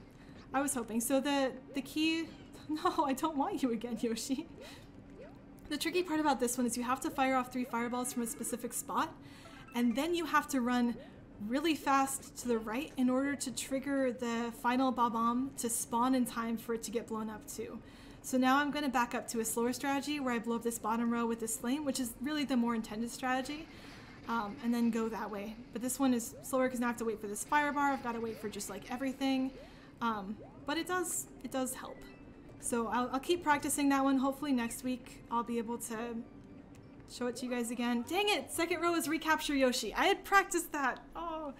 So the key tricky part of 17-8 is just that last section, and the key, which I panicked and forgot which one was which, is if you lose Yoshi on the second row, you recapture him. If you lose Yoshi on the final row, you leave him there. But it depends on whether or not you can get to the final row in time. The good news is, second chance to hopefully show off this strategy. So I need to get to here. I need to make it to the right fast enough that all 3 of these will hit. It sounded good, so I'm looking for 3 explosions on screen. That was 3. What that means now is that this top row is cleared out and I can run directly across the top without having to wait for anything else. Oh boy, this is not where I wanted to lose Yoshi. And this is going to mess with the timings for this section too. So, oh my goodness. Well. Alright. Yep, that was likely. Clearly, I just wanted to show off this new strategy as many times as humanly possible on this level. So that's what we're doing. It's all about showing off this new strategy. It's definitely not that I'm just panicking on the last part and not getting anything to work. So yeah, that's what's happening. So try 3 on the strat. We're 1 of 2. Let's see if we can get to 2 of 3. And again, the tricky part for me is making sure in that second section I get to this spot early enough that the third Bob-omb will spawn in time to be blown up. So we got all 3 again. We can go the top route. Here it is. Okay, now I need to not lose Yoshi on a dry bones. And immediately after saying that, within literally half of a second of saying that, it happens. Okay. Oh my goodness. This is the most wild craziness on this level ever. Okay, we made it past that. We still have to fight Bowser. This isn't even over yet. Oh my goodness. That was such a mess. Like, I'm still ahead of both my PB and the world record, but that level alone cost me like straight up 2 minutes. Oh my goodness. Technically, that level wasn't the entirety of the 2 minutes. I also lost like 30 seconds on 17-2 from losing my backup strategy. But yeah, that happened. We're gonna go with that happened, and hopefully it never ever happens again. At the very least, that was a great example of how wild that level can get and why I am so terrified of that level every time I get to it. And unfortunately, in bad news, this level is probably another just super wild one where there's a ton of bloopers that, as much as they're probably not random, they feel like it. And so getting through this first section without taking damage, dying, running into the spikes is like very hit or miss. The second section, thankfully, is a lot more cooperative and chill, but it's still possible to mess up. Thankfully, you get checkpoints. So we got through the bloopers. That's like the wild section here. This section is try not to go in the lava, but go into the lava anyway. Like if you've ever seen that meme that's like try not to cry, lie down, cry a lot. This is like that meme, but with lava, where it's like try not to hit the lava, never mind, lie down and just hit the lava a lot because that's how lava works in this game. Like Koopa clown cars and lava are just absolute best friends. And they, oh, where am I going? Please go back up. Koopa clown cars and lava in this game are best friends, and they always want to hang out with each other even though you never want them to and you're trying to keep them separate for their own good. They're just like, but no, I want to play with the lava. I shoot fire. The lava is fire. Clearly, we should be best friends ever. And it's really hard to keep them apart. As soon as they touch each other, they just sort of glue on. They give each other a giant hug. They never want to separate, and it's the worst thing as a speedrunner because they are not good friends. They are toxic friends. They should not be friends. They are not good for each other. But oh well, that's just how the game works. Alright, 18-2, which is another heart racing level. Man, now that I'm thinking about the levels, I'm getting nervous. I should probably try to think about other stuff again. Oh, sorry, Polox, that's why they jump up and usually force you to retreat. Yeah. Yoshi on the second row is hard. Yoshi in general on that one, like there's so many enemies that it's difficult to find enough room to really get the space to get him back confidently. Right, because you don't want to get him back like in the wrong spot or to make a mistake there. You want to be pretty, feeling good about the fact that you're going to be able to recapture him, but there's, that was not good, and I thought I could make that last jump and I couldn't. This is why this level is scary. But yeah, the Yoshis. Yoshis are not my friend either. They are not my friends. Oh well, Wigglers are also not my friends. Like, Wigglers, wow, this is not my route at all. What am I doing? No. Wigglers are my second least favorite enemy in the game. Oh my goodness, as you can see why, I'm just bleeding time left and right here. The good news is if this is a new PB, it's gonna have so much time save in World 18 to run against. But I think Dry Bones are my least favorite enemy because I find them to be super inconsistent. Wigglers are my second least favorite enemy. And normally, oh my goodness, I did it again. Normally I'm more afraid of like water wigglers than I am of these land wigglers. Land wigglers are a little less intimidating. But as this level has now clearly proven, land wigglers can also be terrifying and very deadly.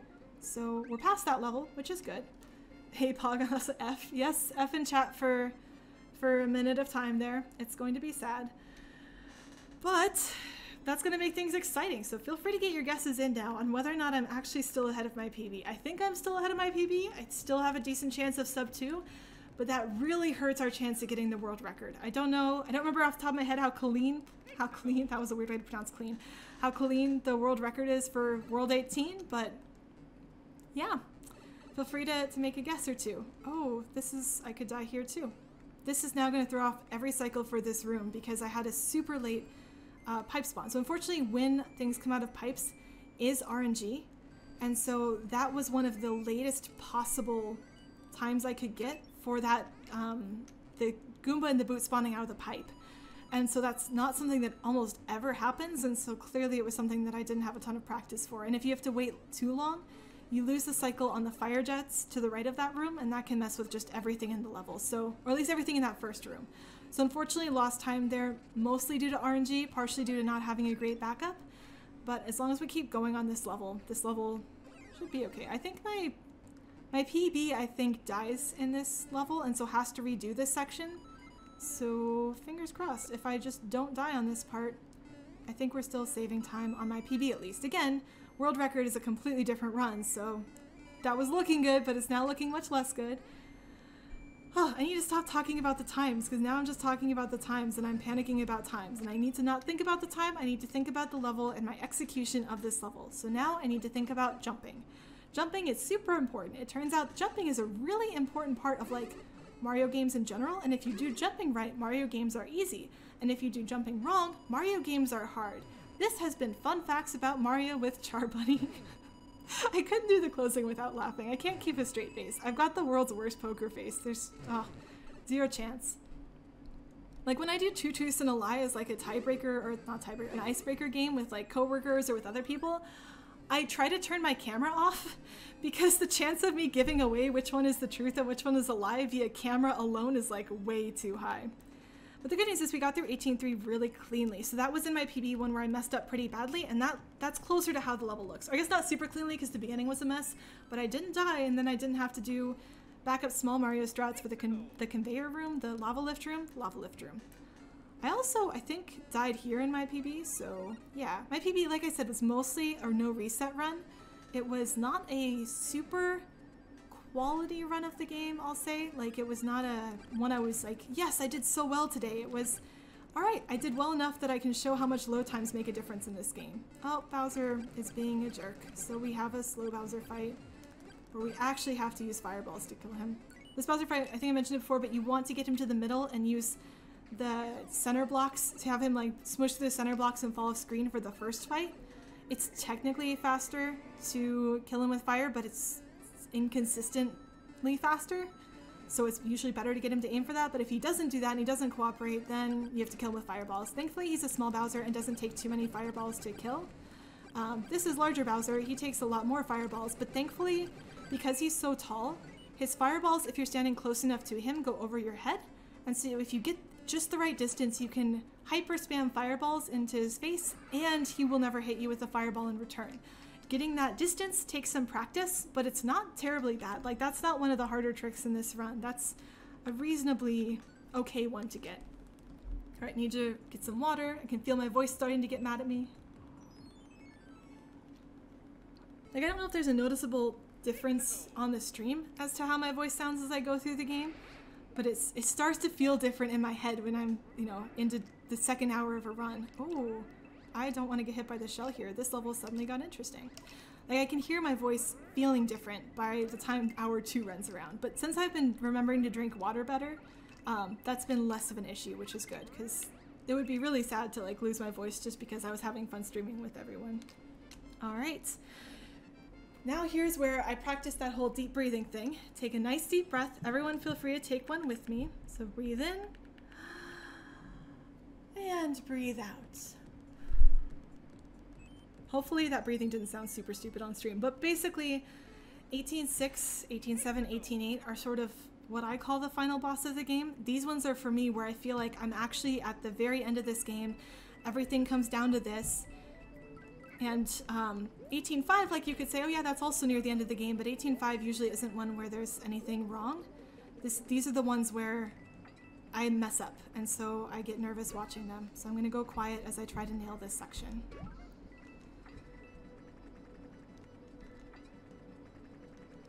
Okay, so far so good. Okay, just need to twirl on time. Yay! Whew, I didn't want to jinx it, but that level has actually been going so much better in recent runs than it used to. I've gotten way more consistent at that one, but because of how easy it is to die and how late it is in the run, it still gives me a heart attack. And 18.7 is one where there's nothing too crazy about it, but it's easy to make a mistake and end up with wigglers. Adventure, a sleepy adventure. Now, Steve, got this. Thank you for the encouragement. I appreciate that. All right, get this, Shelmet. Come with me, Shelmet. We're gonna be friends. Dark but Live GG. Oh, thank you. I really appreciate the encouragement, everyone. It's exciting. It helps me stay positive, helps me stay running, and helps me like keep moving forward. So I really appreciate everyone who's leaving comments, saying positive things. Like that really helps my day out. So I appreciate it. Thanks, everyone. Awesome. So now we're in this super fun auto scroller, which I just put the thwomps in thwomp jail. So this is what I call thwomp jail, which is when a thwomp is above a platform and can't get to you, even though he clearly is mad and he's showing an angry face and wants to hit you. If you bump him up high enough, he gets stuck on the other side of platforms, and now he's in thwomp jail. That's my favorite thwomp jail because it's actually off screen. Like, there's legitimately a semi-solid platform at the top of the screen that the thwomp can get past, but for some reason Mario cannot.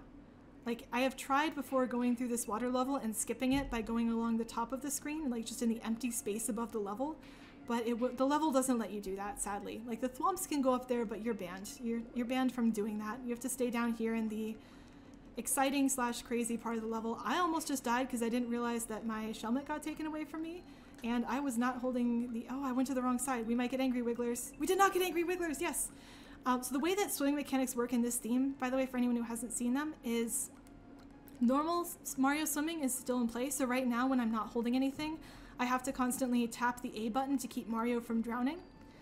But if Mario is holding an item, suddenly he gets a bunch of upward momentum, and so instead you have to sometimes press the down button to keep him from flying off the top of the screen. So as soon as I grab this item, Mario will start to swim upward just sort of at a natural pace. So like you'll see him glide upward in this movement.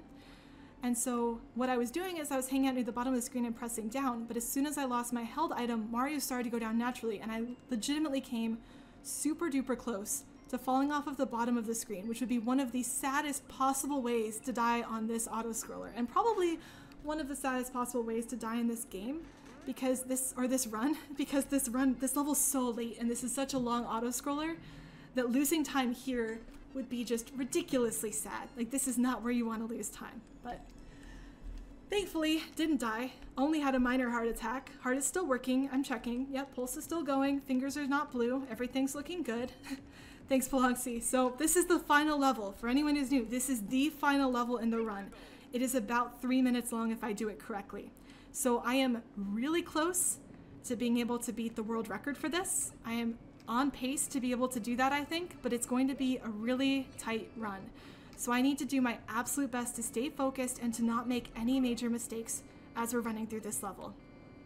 So please, if you have any energy, feel free to send it my way. All of the luck, the good luck is appreciated. I'm going to do my absolute best to get that right here on stream with all of you here. Okay, this section is about remembering which order to go into in each of the rooms. I'm going to try for the wall jump. I got the wall jump. It was not the fastest wall jump because I threw the POW block first, but that's not the sort of major time loss I'm worried about. The key is I have to go down here and get the spring. In practice, I went down here and I got the POW block, which is the incorrect item to get at this point. So I need to get the spring. I'm just going to keep saying the word spring to myself so I remember to grab it. Good thing, I grabbed it. Now we go with the top right pipe, where we're going to throw the spring and use it to get a shell to come across the screen and hit a block. So there's the throw. I got the first cycle, so I didn't lose any time to that, but that was cutting it close. Oh, okay, deep breath. This part of the level gets a little bit more linear, so the chances of making mistakes are less on me having like a brain moment of my brain just going like, I don't know what Mario Maker is, and much more around like subtle execution errors. This section, the brain mistake is jumping on this last set of conveyor belts. So the anti-brain mistake is running on the last set of conveyor belts, which I did. So yay, we're gonna keep doing that. Wall jumps are being super playful today. So that was not good. That was some time lost right there. Now we've got to focus on getting this next skip. So 2 fireballs, 1, 2. Nope. Okay, try again. Second try. I will take that every single day of the week. Wait for this propeller. Okay, this is one of the other rooms that is easier for me to lose time on if I miss my cycles, if I run into these saw blades like I did there. Hey, here's a perfect example. I have to reset this room and go back and get another propeller suit. So that's a time loss. That's gonna hurt quite a bit going into this final section. Because now I don't have a confident skip for this saw if it's on the wrong cycle, so I also lost time waiting for that. Oh, okay, Bowser Jr. fight is coming up next. I'm trying to avoid looking at my timer right now, so I have no idea where I'm at because it's just gonna give me a heart attack if I do. Bowser Jr. Part 1, Part 2. Oh, slowing down on this final section. That was one of my slower Bowser Jr. fights. See, this is why I shouldn't narrate stuff. I'm getting so nervous. Okay, run across, and now all I have to do is get through this final section. Oh boy, my heart is absolutely racing right now. 1, 2, hi Bowser. Oh no, I didn't get enough room open. Okay, gonna damage boost one more time. We got it! Oh my goodness! Oh my goodness! We got it! We got it, everyone! This is so exciting. 157.25. Oh, okay. I need deep breaths just to keep myself from panicking right now. This is... Oh my... This was actually a really good run. Like, not just the time is telling you that, so you don't need me to say it, but... Oh man, I was so nervous in that last level because this is one of the best I've ever run this game, like load times aside. And I knew I was close to beating the world record and I had a good chance at it. So this is... Oh my goodness, everyone. This is super exciting. I am... I'm failing at words right now because I'm just staring at this time and it looks so nice. Look at how much green there is. Look at how it's blue. Oh my god. Thank you everyone, by the way, who is cheering me on, who is giving me good luck, who is letting me know that you're rooting for me. That felt really amazing. It means a lot to have people supporting like me trying to get well, to have other people excited for my success in this game. Like this is such a special thing to be able to share. So I'm really glad that I finally got a world record on stream so I could share it with all of you. Oh my goodness. Okay, this video I will try to upload much faster than my last one. As soon as this will be the last run of the day. Like, I'm not gonna do another run. One, it's late. Two, I just got the world record. I'm too frazzled to do anything else. But I will actually immediately go into editing these videos, so hopefully I'll get the world records up a lot sooner this time than last time. For all of you, you don't have to watch them because you were here this whole time. You got to see this live. Congratulations.